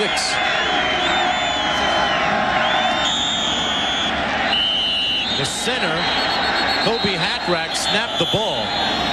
Smart play. Maybe the Colorado jumped offside into the neutral zone. Smart play by McCowan, too. As soon as the black jerseys jumped, Hackrat snapped the ball to Stewart. He just went on the quarterback sneak. Ball start on the offense. Well, he didn't get away with it, Tim. No, Hackrat snapped the ball early because he was moving as well. You knew he would. Watch the center right here now. The center's going to come right out of here like this. And so watch McCown just follows him. He says, well, if they don't throw a penalty, and by chance it's against Colorado, I'm going to try to make something out of this. And he takes it the distance. And it beats getting hit, too. Sure it does. Second down and 12, Aggies, as a result. Nose of the ball on the 33-yard line. Two tight ends, two wide receivers. Dante Hall in the backfield behind McCown, who's gotten the majority of the snaps today. Now he's checking at the line. He's going to get a delay of game if he didn't get the timeout in time. He got the timeout. They threw a flag way back at the 18-yard line. Maybe he didn't, did he? I don't know. He called it just as the 1 went to 0 on the time clock. Yeah, the official puts the handkerchief back in his back pocket. Is indeed against Texas A&M.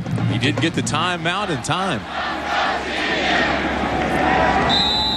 That pushes them on the edge of Kyle Bryant's field goal range. Although he does have the wind at his back right now. Second down and long. 17 to go for the Aggies. Dante Hall. Boy, he's got nice feet. Hall lunging forward to the 30-yard line. Let's go back to New York and John Saunders. Loomis cringing at the scoreboard there in that Vanderbilt game. I think he did graduate. Third down and 8. Sir Parker stuffed up at the line of scrimmage at the 31. A host of Buffaloes. And in comes Bryant to attempt a field goal. Brendan Southwood, the linebacker, made a nice play to skate down the line and make the tackle. Watch this now and look for 66 coming into your picture right there. Hole opens up, he jumps into it, locks him onto his shoulder pads. Brendan Southwood from right here in Colorado. They call him a hiker, hack and sack, long-haired, sleep-deprived stud. That pretty much covers it all. Bryant from 47 yards out. And he's got it like that. The Aggies increase their margin by 3 points. They lead by 13 when we come back to Boulder. He says, I got you. Merkerson's out, and look at Dave. This is Navy's number 8. First he gets cut by their guy, Ruman. Then he gets cut by his own guy. He's got a bad cold. You can tell he's not playing with a whole lot of energy. This altitude doesn't help you out either. Now he's got a towel over his head. It's just not healthy. Neither team has been able to return a kickoff today, and the pattern continues. Kelly 9 yards deep, taking a knee. And you know he's pining for the chance to return 99-yard kickoff return for a touchdown against Wyoming to set the stage for that comeback. Been a long time between drinks of water. The last time they did that, Colorado, was 1980. Rick Neuheisel still looks like a sophomore at UCLA. Looks young. Flags down on 1st and 10. And if they didn't get this off in time. Dead ball. False start on the offense. Let me tell you something. First Colorado has had only 5 first downs in the game. Only 4 plays over 10 yards. And they're killing themselves with penalties. This, no doubt, is a struggling team. Offensively, at least right now.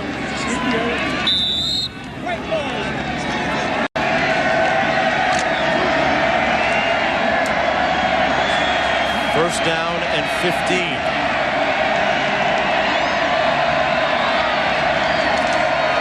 So a quick 3-step drop complete at the 20 to Savoy at the 26. Let's go back to New York.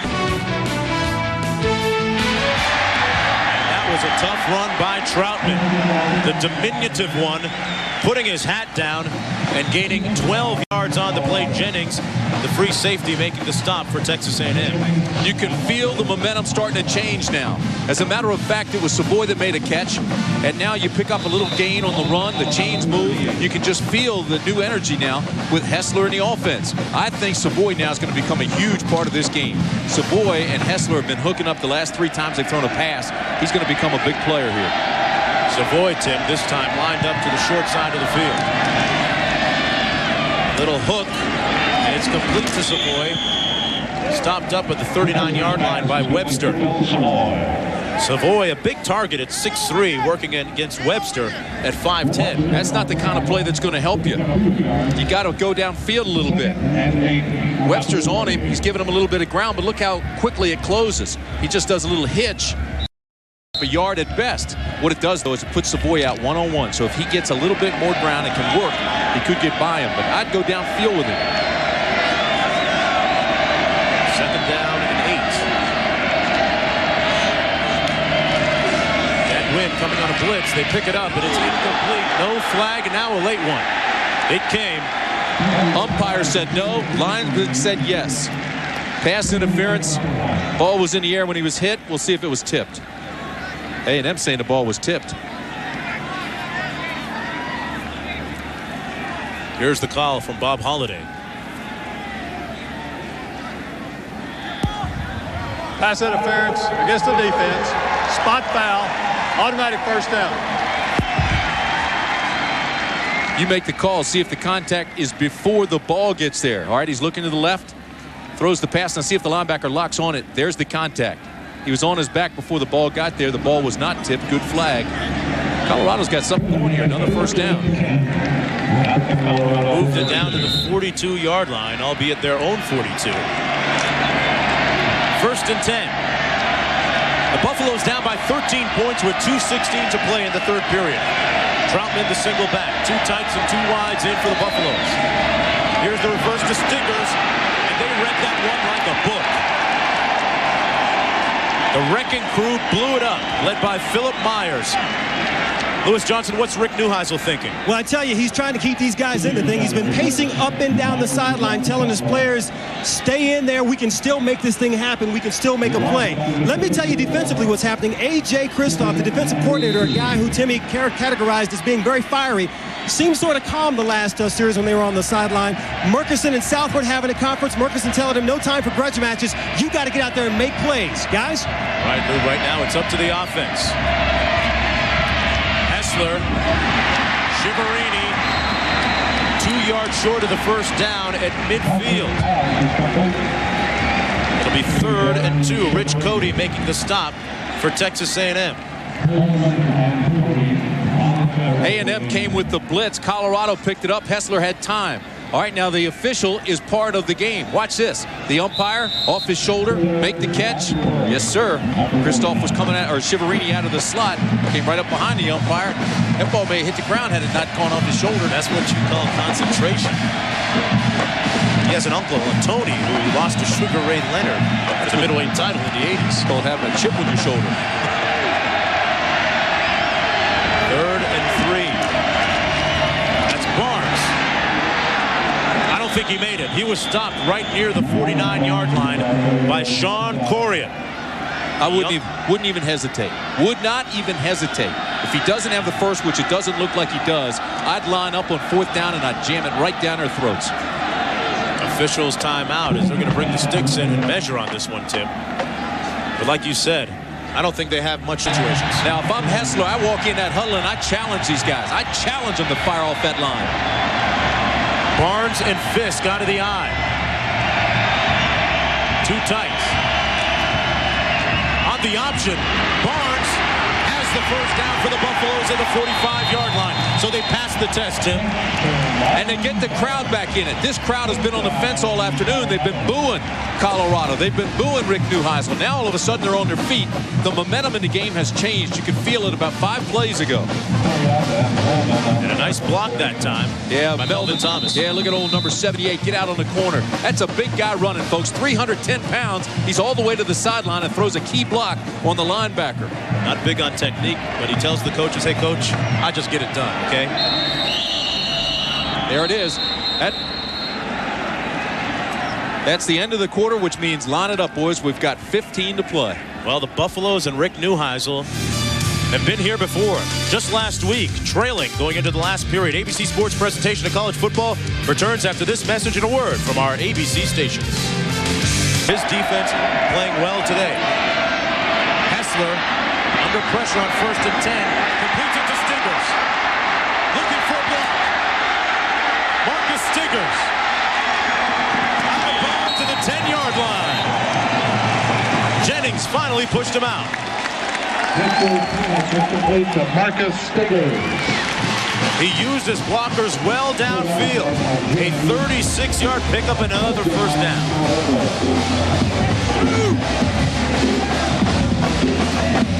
They came with a blitz backside. Hessler in trouble, now rolls that way.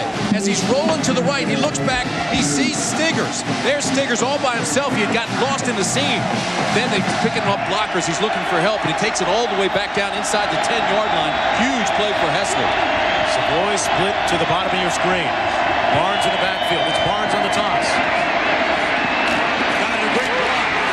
Barnes down at the 5, but what a block by Melvin Thomas. The big fella, Tim, you talked about just moments ago, put a lick on somebody. Corriette made the tackle. But he just takes pride in getting out there and running and moving on you. Now watch this, 310 pounds. There he is in front of the runner. Boom! Takes on the quarterback.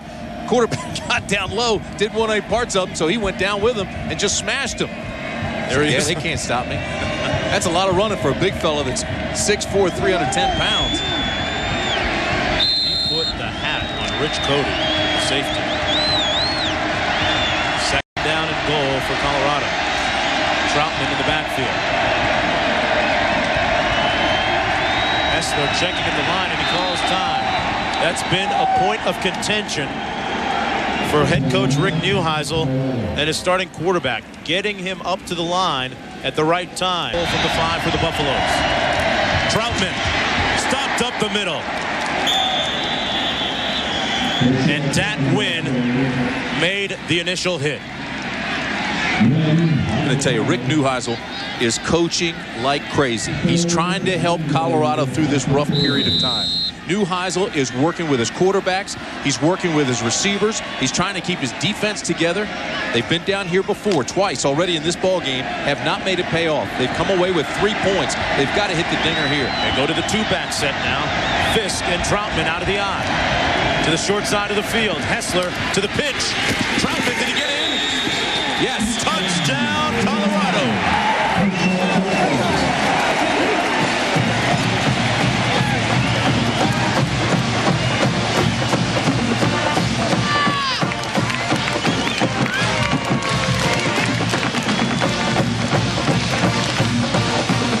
Play made by Hessler. Now watch, he's got to come down, he's got to read.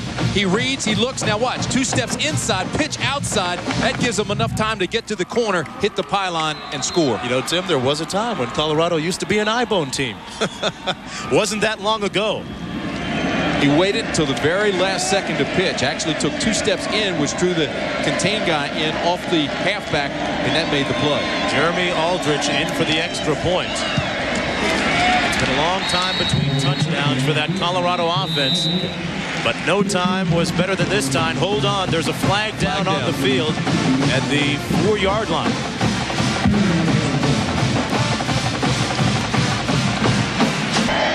Right now a 7-point differential, so this is fairly big. Aldrich knocks it through. Mason Leslie kicking off. And the pattern continues. This one goes through the back of the end zone. We have yet to see a kickoff return today. Dante Hall, the lone back. Campbell in motion. This is Hall. Brought down at the 21-yard line. Nice tackle by a guy that's had a real tough afternoon, Navies. Tough afternoon, but he's played hard and he's made some big plays. He's suffering with a bad cold. He's having difficulty breathing. You can tell by the way he's walking and running. He doesn't have all his energy today, but he's still coming up with big plays, taking his shots, getting things done when he has to. Guy's a Sudafed commercial waiting to happen. Second down and 9 for the Aggies. Backs out of the offset eye. Royals, the fullback. This is Hall.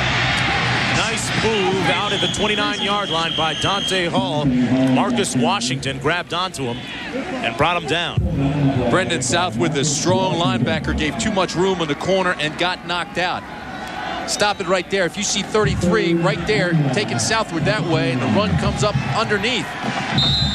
A nice block, taking the linebacker out of the play. Good job by Broyles, the fullback. Third down and 1. Taylor in motion. Hall has the first down. And then some. Out to the 37-yard line. Washington making the tackle. Dante Hall, at this point of his career, is ahead of Leland McElroy in terms of total yardage. He's a versatile runner. Well, the running's great, but take a look at the white jerseys. They've got a blitz coming on the left side. They pick that up.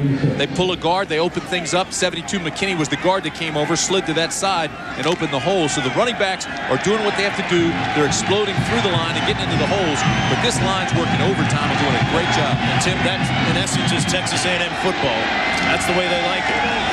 Here's Sir Parker. Running back against the grain. Maybe a poor choice. He got hit by 3 guys. Ryan Black was there, as was Ryan Olson, as well as Navy's. Olson now coming out of the game. Last year, 4 backs rushed for over 500 yards. Only one Division school to do that, or only one Division I school to do that. That's A&M. Not an easy afternoon on A.J. Kristoff, the defensive coordinator for Colorado. 2nd and 8. They give it to the first man through, Tiki Hardiman. He makes it to the 40-yard line. It'll be 3rd and about 7 to go for Texas A&M. Under 11 minutes to play now in the 4th period. Navy's making the stop on Hardiman. And if you're R.C. Slocum, you've got to be thinking now that every one of these 3rd downs becomes huge, because you don't want the ball back in a quarterback's hands who's hot, and that's Hess of Colorado. You want to keep moving the chains and belting in the clock and making the game shorter. Leroy Hodge, their best receiver, is split to the top of your screen. Stewart to pass on the waggle, completes it. Amazing that he got it away. And it's going to be close. I think he got the first down at the 47-yard line. What a play, though, by the quarterback, Stewart. Boy, he needs a good mark, but I agree with you. That was huge. That's what you call a quick release, Tim. Born out of necessity. And we have an injured Colorado player. It's Navy's down on the field. Take a look at this. Ian Loper, number 80, is going to get some pressure on him. He doesn't bite. Here he comes untouched. And just as he comes in, the ball's delivered, and not only delivered, but delivered on time. Now, whether he got the mark or not is another story. Navy's having a tough time getting up. He's very, very weak, dehydrated, suffering from that cold. Got a good mark, first down. Sure did. First down, Aggies keep the drive alive with 10:25 to play in the 4th quarter. They have a 6-point lead. Let's go to New York and John Saunders. Bizarre. Here's Sir Parker. Close to midfield, got up to the 49, maybe got 2 on first down. Tim, is it just me, or everywhere in football this year, whether it be college level, NFL level, special teams and last-second field goals and extra points are getting blocked this year, more than ever, it seems. Yeah, you're getting more quickness. More guys overloading sides, using schemes now to get to the kicker. That one right there, that killed our producer, Mark Loomis, who went to Vandy. We just lost him. Is that what that sobbing in our ears? Here's Taylor in motion to the top of your screen. 2nd down and 9. They hand it off, and he fumbles. Hall fumbles again. Still loose. It'll be Aggie ball at the 49-yard line, and Dante Hall is shaking his head, pondering, what do I have to do to hang on to that ball? 7 times the ball's been on the ground. They've lost 2 of them. Now watch this. They get a good hole. Now he tries to make a cut. When he tries to make a cut, he gets caught from behind. See that? Somebody grabbed him from behind, stripped him of the ball. Got a break by going out of bounds, but again, it brings up the 3rd down and long. Fumbles a big part of the game for Texas A&M and R.C. Slocum. 3rd down and 9. They give it to Hall. Makes a nice spin move, but is dragged down nicely by Ziegler. And the Aggies will have to punt. Boy, that was a huge play by Ziegler. He was beaten and yet still managed to come back and grab him from behind. Leckler to punt, gets off a high spiral. And Troutman's going to try and return it at the 13. Makes it out to the 21-yard line where he's down. A 38-yard punt. 7 on the return. Jeff Wilson making the tackle. Trailing by 6 with 8:54 to play in the 4th period. Hessler on the play fake. Tennyson McCarty, his tight end, had it go through his hands. Well, that was a strange looking play, wasn't it? Sure was. Little play action, got that Wynn kind of to hesitate, then he kind of went back and got into a zone area for the pass. Just took forever. Watch number 9 right here. He'll come up and then go back into his area. Go ahead and roll it. Now watch. He says, all right, it's not a run. All right, I'm going to get back into pass coverage. While he gets there, then it's like they're trying to set up a little fullback swing pass or a hop option pass or something, but they throw it back into the sun and it's incomplete. Wins everywhere. I mean, he is literally all over the... 2nd and 10 for Hessler on the quick slant. Savoy dropped it. They have been thrown behind him just a touch. Sean Horn was right there with him to shake it loose just in case. This is a young secondary. Horn's one of them. He's a junior. They've got 3 sophomores and a junior in the secondary. Not a great play by the DB. That ball was just dropped. Horn will take credit for it because he got there after the drop, but the Aggies, with a reputation for turning out some good defensive backs in the last few years, included is Aaron Glenn, his younger brother Jason, playing today. Bottom line is Hessler's had 2 passes dropped, and it brings up 3rd and 10. 0 and 9 on 3rd down conversions today. The Aggies come with a blitz. Hessler steps up, but they bring him down at the 20. The wrecking crew wrecking this drive. You know, I'm not sure that's correct. I'm not sure the wrecking crew did wreck this drive. I think that Colorado destroyed itself. Self-destruction? Well, what makes you say that? First, McCarty drops the pass on the swing pass, and then Savoy dropped one. This time, Wynn does come on the blitz. A&M's coming hard. Now watch on the corners. They come off the edge. That chases him out, and then the wrecking crew, as you say, does make the play there. But what got him in that bad situation was their own mistakes. All right. Peach into punt. And Dante Hall is in his own 40. They fumble it. And Peach gets it off. And it rolls out near midfield at the 50. Hall will let it bounce. It'll be down at the 49-yard line, a 30-yard punt. No, and that is a great play by the punter after he made a mistake. Now, they're booing him because he dropped the ball, but he still made a great play out of it.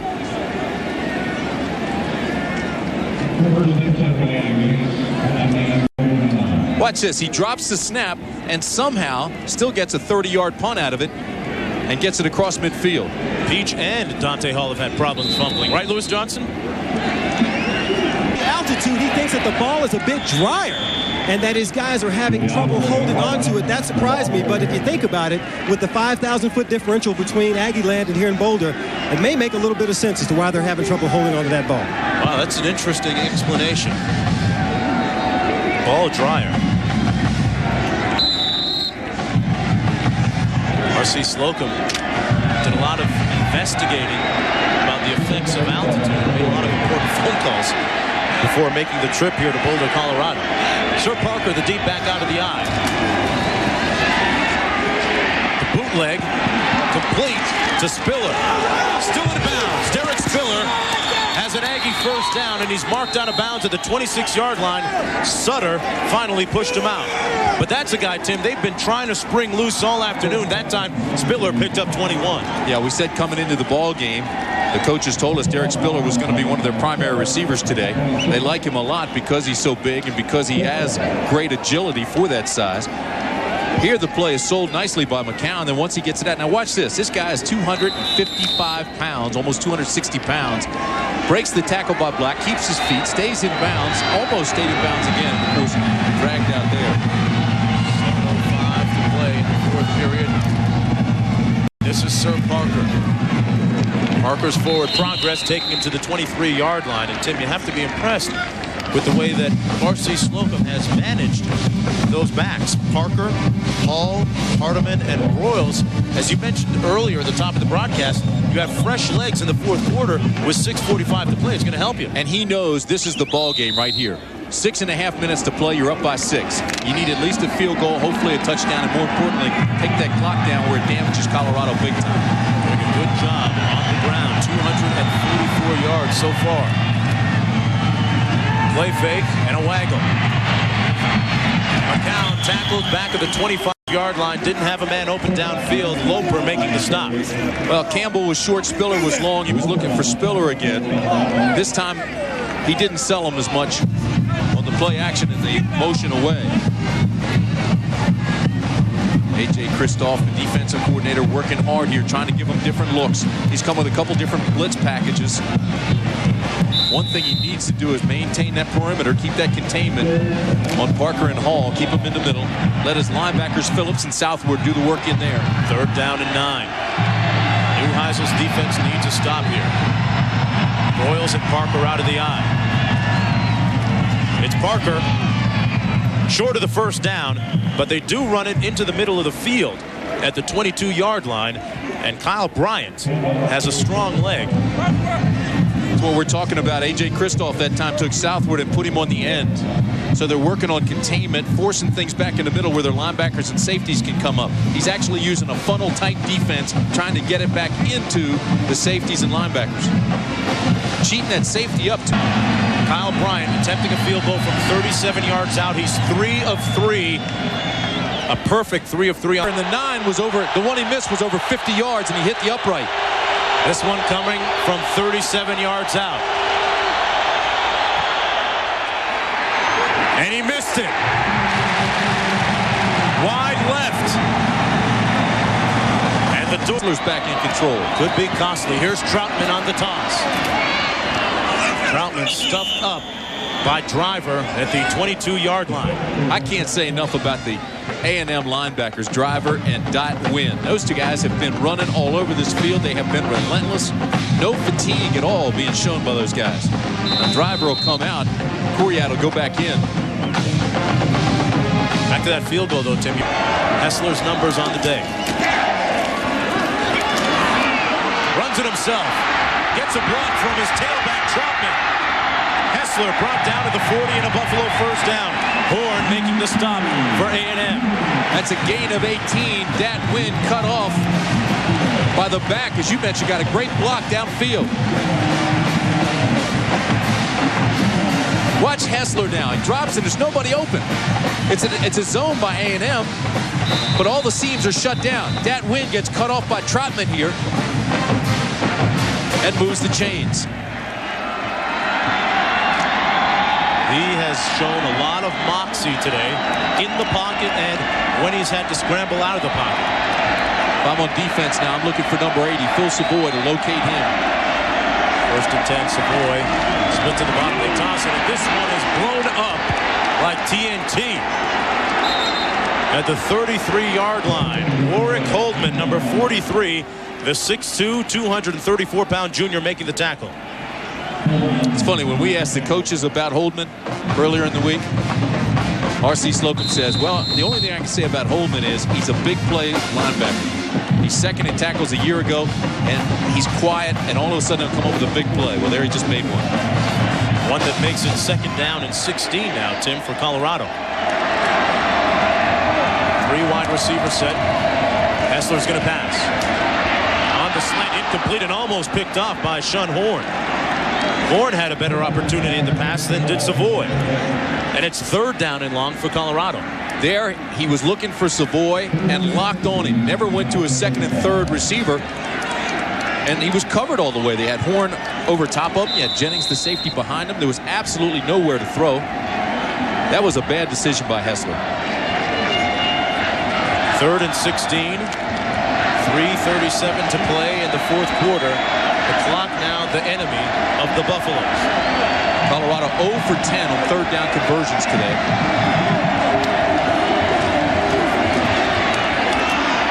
Hessler looking for Shiverini. Who's got it? Oh, what a catch, or is it an interception? 1st down, Buffalo. Shiverini wrested it away from Shun Horn. Oh, Dwayne Shiverini. Can you believe it? They both still have it. Neither one's giving it up. Gain of 37. And it's Horn who comes up with the ball, but they give the completion to Shiverini. That one was up for grabs, Tim. What an effort by Shiverini, though. I mean, both guys go up for this, and both come down with it. That's phenomenal. Shiverini's hanging with it. Horn came up with it after this. Great play by Shiverini. Big moment for the Buffaloes offensively in their first 3rd down conversion of the game. Shiverini's dad's an entertainer. That was a pretty good show right there. of 11, Colorado is on the day in third down conversions. First and 10. Troutman in motion. For Troutman, complete, and a textbook tackle out there in the flat. Cedric Curry making the stop for A&M. You're right about it. That win goes from sideline to sideline. He was there to finish off the tackle, and the coaches wanted a late hit call. Second down and 8 for Colorado. Nose of the ball on the 26-yard line. This is the Big 12 conference opener for both teams. Texas A&M is 0-2 lifetime against Colorado, trying to snap that streak. There's the option again, and the late toss to Troutman, and Troutman didn't catch it. So it'll be marked out of bounds at the 23-yard line. You know what's impressive about Wynn is the fact that he can get knocked out of a play or be out of a play and still come back and make it.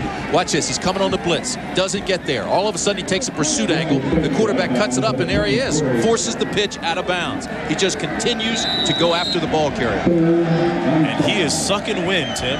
Look at him. Calling the plays. It's third down and 5 for Colorado. His body may be undersized, but he has a huge heart. Got to get to the 18 for the first down. A trips left formation for the Buffaloes. And here comes Wynn on the blitz again. Hessler under fire, and he throws it away. Cody with the interception. A costly interception thrown by Hessler.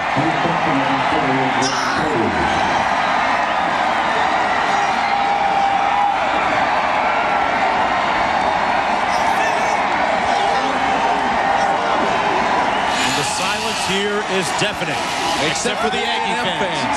Now watch this. They pick up Wynn coming on the blitz. But then the backside pressure off the perimeter forces Hessler to throw off balance, never set his feet. And then the pick by Cody. That was a gift, the safety.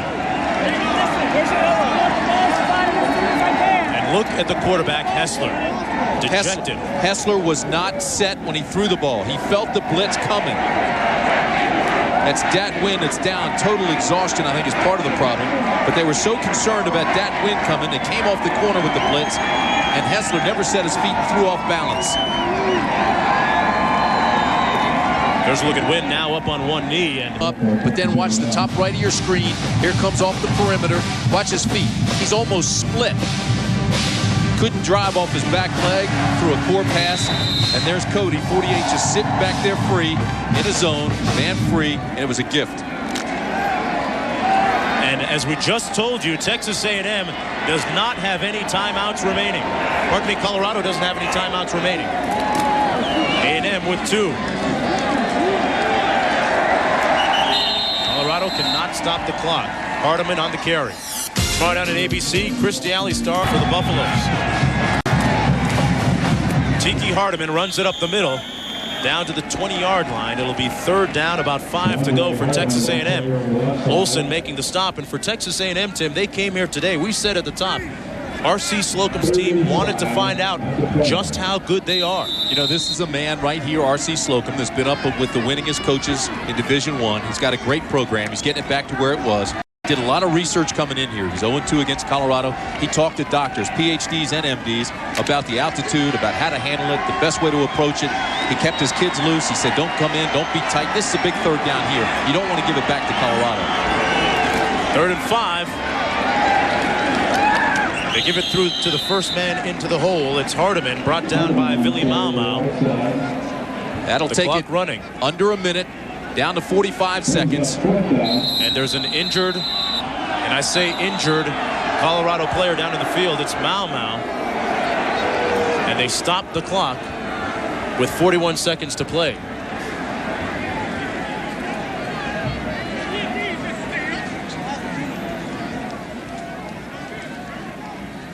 Well, next week, one of college football's most historic rivalries continues as Oklahoma and Darren Chiaverini with 4 catches for 69 yards for Colorado. Chevrolet will donate $1,000 to each school's general scholarship fund to reward outstanding students for their academic achievements and to assist those in financial need. It's been Chevrolet tradition for more than a quarter of a century. A&M better not put this one in the win column yet. They better cover on this punt. Shane Leckler watching the clock wind down. 7 seconds to go on the play clock. 20 to go on the game clock. Smart. Now they take a timeout. Now they'll have to punt it with 17 seconds left. One timeout remaining now for the Aggies, who now become curators of the clock. It's a big win for R.C. Slocum if he gets it. This is a guy, as we mentioned, was 0-2 coming in here to Colorado. His club was questioned about how strong it was playing teams like Sam Houston and Southwest Louisiana and North Texas. And for this guy, it's a tester. They're going to test his guts. They're going to find out what kind of intestinal fortitude he has. He's going to stick with this ball club, but you can tell he's been wounded. He's been hurt by the reaction he's gotten here in Boulder with some of the decisions he's made with his quarterback. And Hessler has been under fire. And John will tell you, he can play better than he's playing. He's in a little bit of a slump now, but their relationship is okay. They're going to try to work through this.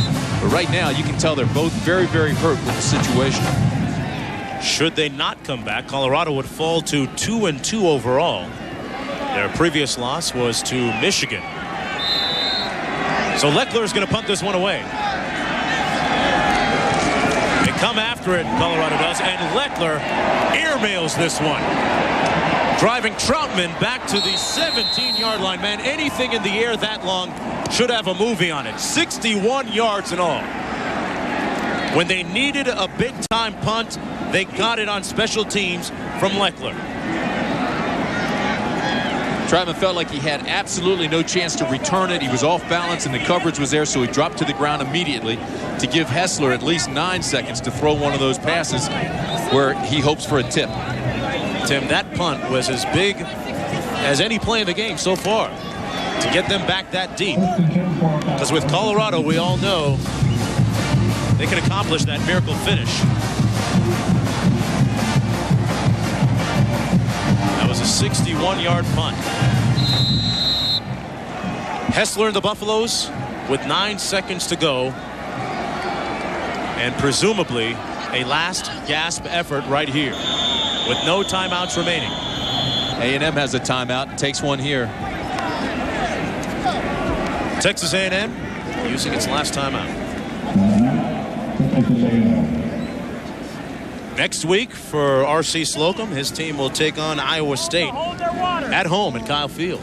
We talked about this not being a very pretty game, and to be honest, it wasn't.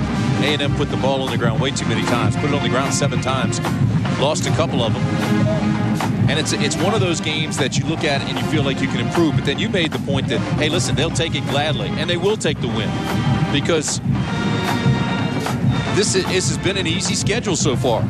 Sam Houston State, they win big. Southwest Louisiana, they win big. North Texas, they win big. And everybody says, all right, well, those were just 3 scrimmages. They'll be tested in Boulder. Well, they come on the ground 7 times and still come away with what appears like a win for A&M. So now they move on. They get to get into the conference. After they'll go 1-0 in the conference and then move into the rest of it. But this is a big win for R.C. Slocum. And Tim, in light of the fact that it's such a young team, just 11 scholarship seniors in all, their confidence would be burgeoning that much more. Flag down. A&M may have been off. Hessler fires complete at the 36-yard line to Robert Toller. But there's a flag down back at the 16. Looked like A&M came across the line early. So you would think that Colorado would decline that, move with 3 seconds left. This time they've got to throw it to the end zone, though. Penalty decline. First down. This one's going to the end zone or as far as he can throw it and hope for the tip. Well, they load up the right side with 3 wide receivers over there.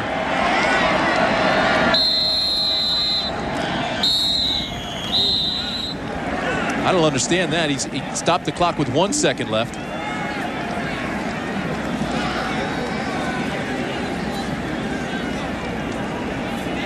That'll give a final word with Rick Neuheisel and his quarterback. So the play's now set. Now it's time just to air it out, put it up, put some air under it, and hope your guy gets the tip. Well, the ball is at the 35-yard line, so he's got to throw it 65, at least 65 the other way.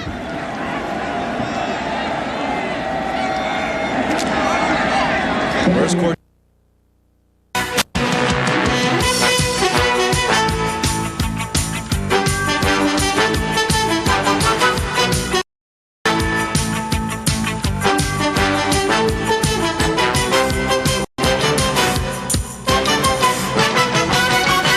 Great day in Boulder last Saturday for the Aggies, 16-10. That was just a lot of fun to watch, and I'm sure it was on the sidelines as well.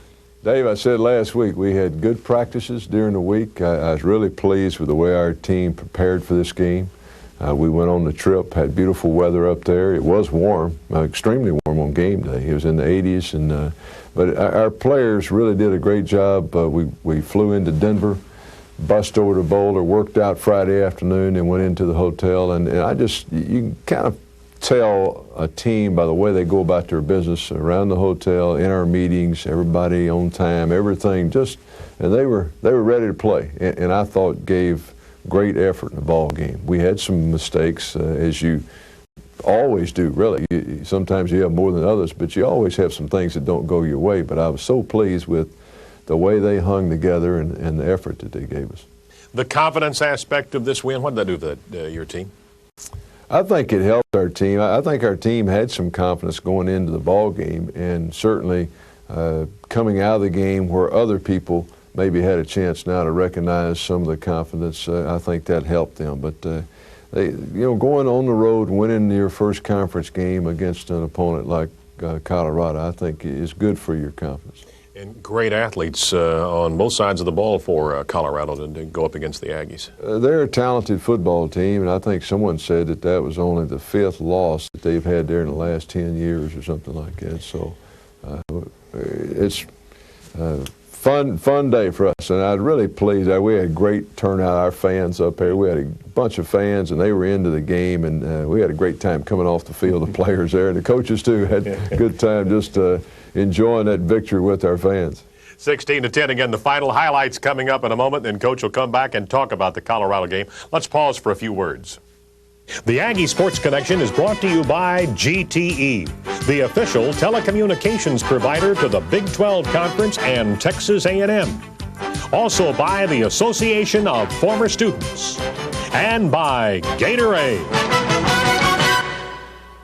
As that great philosopher Yogi Berra once said, deja vu all over again. If the 1997 Texas Aggies seem reminiscent of great players and teams of the past, it's no coincidence. As great as our past, our future is even brighter. So get out and support the Aggies, whether in College Station or Colorado. Yogi Berra also once said, the reason we have great attendance is because fans come to the ballpark. Let's make Yogi a genius. Support the 97 Aggie football team and become an active member of the Association of Former Students with a gift of the 1997 annual fund.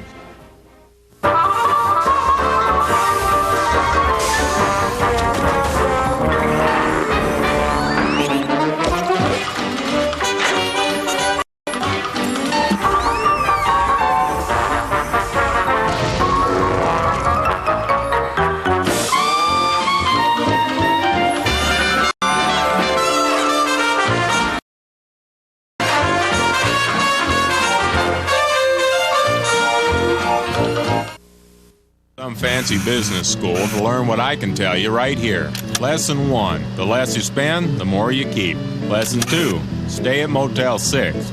We're renovating nationwide and working with AT&T to help you stay in touch with the folks back home, all for what's still the best price of any national chain. Well, consider yourself graduated. Summa cum laude, more money or something.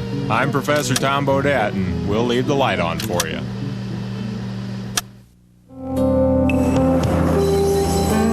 What implications socioeconomic maladies would have in a capitalist environment. Troy Aikman will be the next governor of Texas.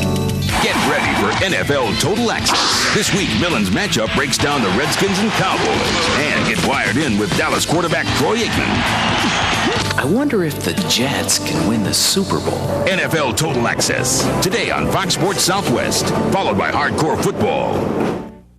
The Aggie Sports Connection is brought by Icon Office Solutions. From copiers to network systems to complete document management, Icon is the total solution in office technology. Sunny skies and Ralphie out to say hello to the Aggies as they take the field for their showdown with the Colorado Buffaloes. A&M's first possession. Quarterback Brandon Stewart completes it 13 yards to Aaron Oliver. However, turnovers, they plagued the Aggies' attack early, gave Colorado their first scoring opportunity when Stewart to Dante Hall misfires. CU, the ball deep in A&M territory. The wrecking crew had its first test of the day. They stopped the CU offense and forced a field goal. First lead, Colorado 3-0. Quarterback John Hessler proved to be a tough opponent, giving the Aggies a challenge all day. Randy McCowan, Dante Hall go to work. The Aggies' next possession. Hall up the middle. It's a first down. Tiki Hardeman's run exemplified the offense's first half, ripping off a big gainer, but losing the handle. On the next play, McCowan hit Chris Cole over the middle, but a forced fumble gave Colorado another opportunity. Colorado worked the ball down to the red zone. When a 3rd and goal got the ball to the 1, Sean Coriat on the stop. 4th and goal, team tackling, an Aggie trademark. CU stopped Cole. The second quarter, Sir Parker. He tore through the CU defense for a 26-yard gainer. 3 plays later, Dante dances left and then heads downfield. That's 32 yards. With a 3rd and goal on the Colorado 1, McCowan fumbles, and the Aggies lose another opportunity. The next A&M possession nets the Aggies their first score. McCowan to Cole, that's 8 yards. The Aggies face their own 4th and 1 situation. Give Sir the ball. He nets the first. Hall and Hardeman each contributed yards, putting kicker Kyle Bryant in position for his first field goal of the day. Colorado and A&M tied at 3. Defensive backs kept pace with the CU receivers all day. Cedric Curry played the ball to give Hessler another incomplete pass on the day. When the wrecking crew forced a 23-yard punt, the offense toughed out the yardage to give Bryant his second attempt of the day. Bryant good on a 31-yard attempt. The Aggies, the 6-3 lead. Aggie punter Shane Leckler proved to be a powerful weapon on this day in the Rockies. The Aggies forced a punt early in the 3rd. Leckler launched a rocket to the CU 9. That's 70 yards, Shane. Wrecking crew highlights were soon to follow. Warwick Holman plays defender on a pass.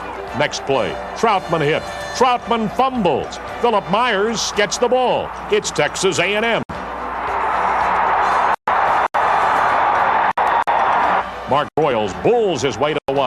Sir says thank you very much. Aggies score and the lead is 10. After another defensive stop, McCowan to Derek Spiller. The big tight end moves the ball 20 yards down the field. Parker for 9 of his 89 total yards on the day. Hall, the leader in yards on the day, 123 on 22 carries. He got the ball down to the CU 30. Bryant put the ball through the uprights for the 3rd time. It's a 47-yarder. The Aggies, 16-3. Jason Webster says ahoy to Phil Soto. A big stop here for the Aggies. Next play, Myers stays home and drops Stiggers on the reverse. It's a loss of 8 yards. 4th quarter, Hessler and Troutman connect on a touchdown to pull within 6 of the Aggies. Stewart and Hall go to work on the clock with a great ground attack, keeping that chain gang on the move. Tiki helped the cause, taking it from the air for another first down. As the clock wound down, the wrecking crew heated up. Theory on the stop. Aggies now back on offense. McCowan to Spiller. Sound familiar? Another first down. 5:28 left in the game. Bryant misses for the first time. CU has another chance at the lead. Holman kept the pressure on. Loss of 6. High drama. 3rd and 16. Shun Horn and Cheverini lock up on a pass which is ruled a tie. Offense wins the tie. First down, Colorado. Just over 2 minutes remaining. 3rd and 5. Rich Cody nixes the Colorado threat. Interception, Cody. Interception, Cody. The Aggies ball. 4th and 3 and 17 seconds on the clock. The Aggies look to Leckler to put the ball deep. He didn't disappoint. That's a 62-yarder. Desperation falls incomplete. A happy Aggie team records its 4th victory of the season against no losses. Aggies 16, Colorado 10. is at the bottom of your screen at this time. What aspect of the Colorado game stands out more for you than any other? Well, that'd be hard to say, Dave. If I had to select something, I guess I'd say that our special teams play in the ball game was something I was very proud of. We did a good job of covering. Unusual game. Neither team had a kickoff return, and we didn't have a punt return. But from the standpoint of the coverage that our teams gave us, we were in good position on our coverage, protection for the punt team. Shane Leckler had a tremendous day punting the football, and Kyle Bryant did a great job kicking field goals and kicking off. Kicked every one of them. None of them were returnable balls, and so I felt good about that. And then I mentioned earlier just the character of our team in terms of hanging in there. We had some turnovers there early in the game that gave Colorado excellent field position. Our defense went out, the wrecking crew, and never batted an eye. Went out and held them to field goal one time, and then the other time, Colorado actually went for it 4 straight downs, and we held them for all 4 downs, and that gave us a chance to win the ball game. And then you turn around and look at our offense, the ability to rush the football against a team who had been very grudging in that department over the first part of the season. They had not given up many rushing yards at all. We felt like going in there, we really didn't know what to do because they were so good at putting pressure on your passer, and they were yet so big and physical that you didn't know if you could run. And I thought our offense did an excellent job of being patient and running right at them and making tough yards. Apparently the offensive line just might have been the best game they've played this year. First game we've played in a while, the best game we've played in a while. To line up against a physical defense that's got a lot of guys close to the line of scrimmage, and to be able to run right at them and come away with 260 net yards, that's a good day at the office. Now, our Coach Marshall, had made a little bit of a wager with the players about if they, I think he may have said if they rushed for over 150 or 200, they had some goals, and he would let them cut all of his hair off. Well, maybe we have it on the show. Yeah. Well, I thought about that. We should have Andy go over and video that. And I think he's going to let each player take turns taking a little strip off or something. But we're going to have a bald-headed offensive coordinator this week. I thought another big play was Rich Cody, who's a former walk-on. When he intercepted that ball, you told me on Sunday you were yelling from the sidelines, but he went down immediately.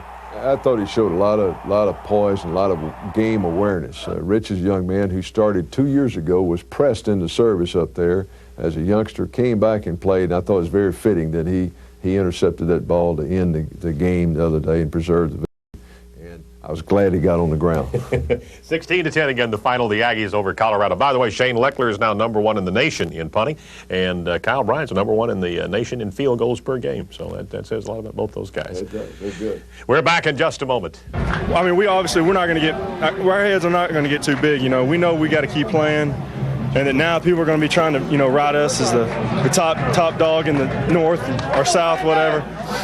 But we know we just got to keep playing every game like we did today. And we don't care about all the hype and ratings and what rank we are. That doesn't matter one bit to us. All that matters to us is winning football games. It's a big win. It might be the biggest win since the Michigan game 2 years ago. But it's going to help us. It's going to give us more confidence coming in.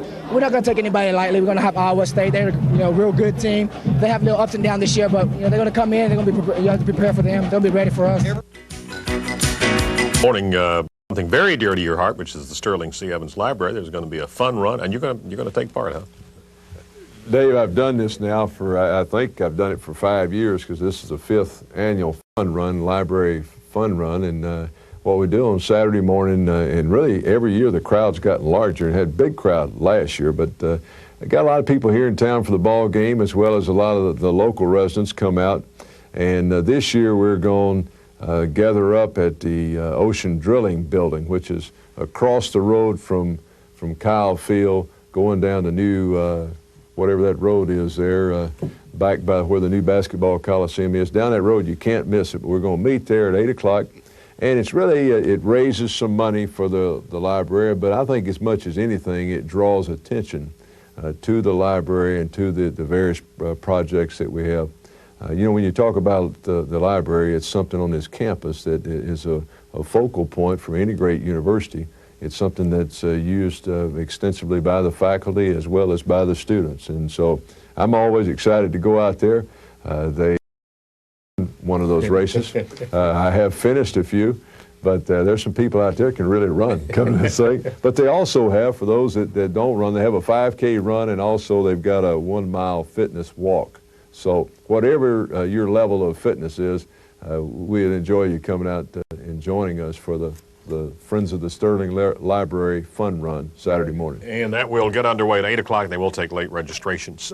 You've played 4 games now, and in the scheme of things, defensively and offensively, are you close? Are you where you want to be? We're getting close. We defensively, I think probably people looking out there can see we have gone back to what we really, the Wrecking Crew name originated with the original style of defense, 3-4, featuring speed linebackers, 2 inside backers, 2 outside backers, moving those guys around and creating some pressure. And we've gone back to that scheme, and I really feel good about it. The players, I think, like it.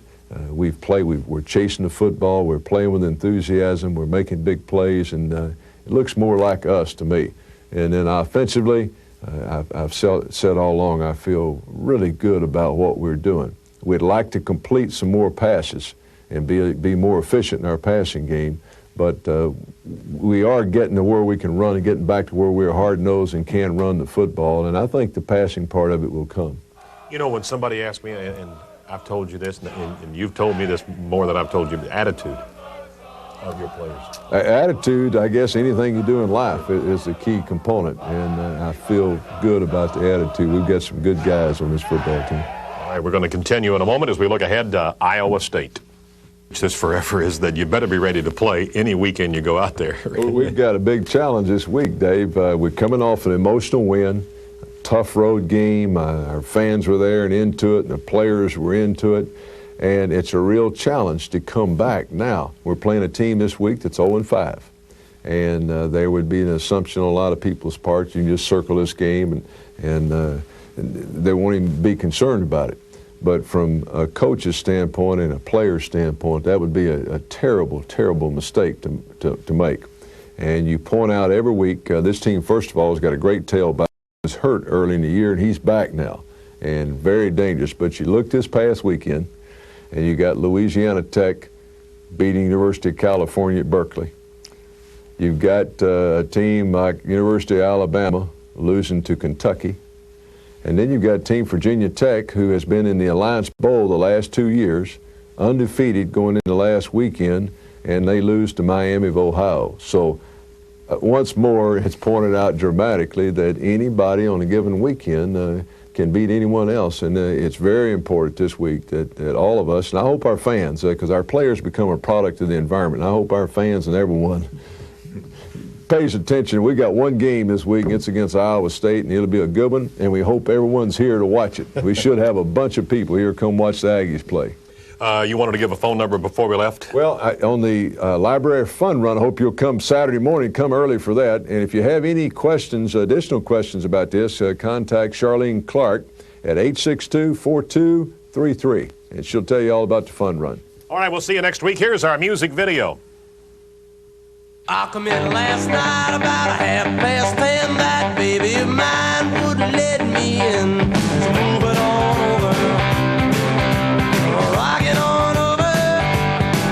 Move over, little dog. A mean old dog is coming in. She told me not to mess around, but I done let the deal go down. Move it on over. Rock it on. Move over, nice dog, a big bad dog is coming in.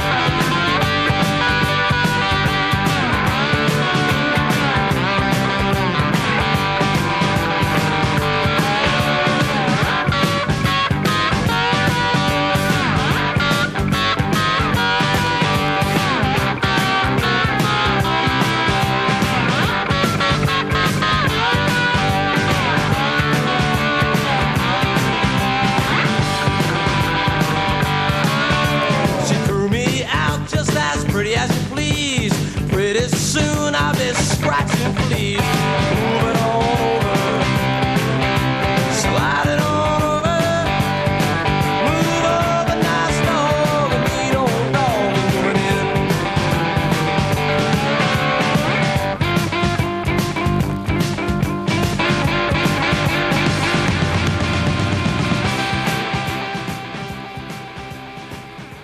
in. The Aggie Sports Connection has been brought to you by GTE.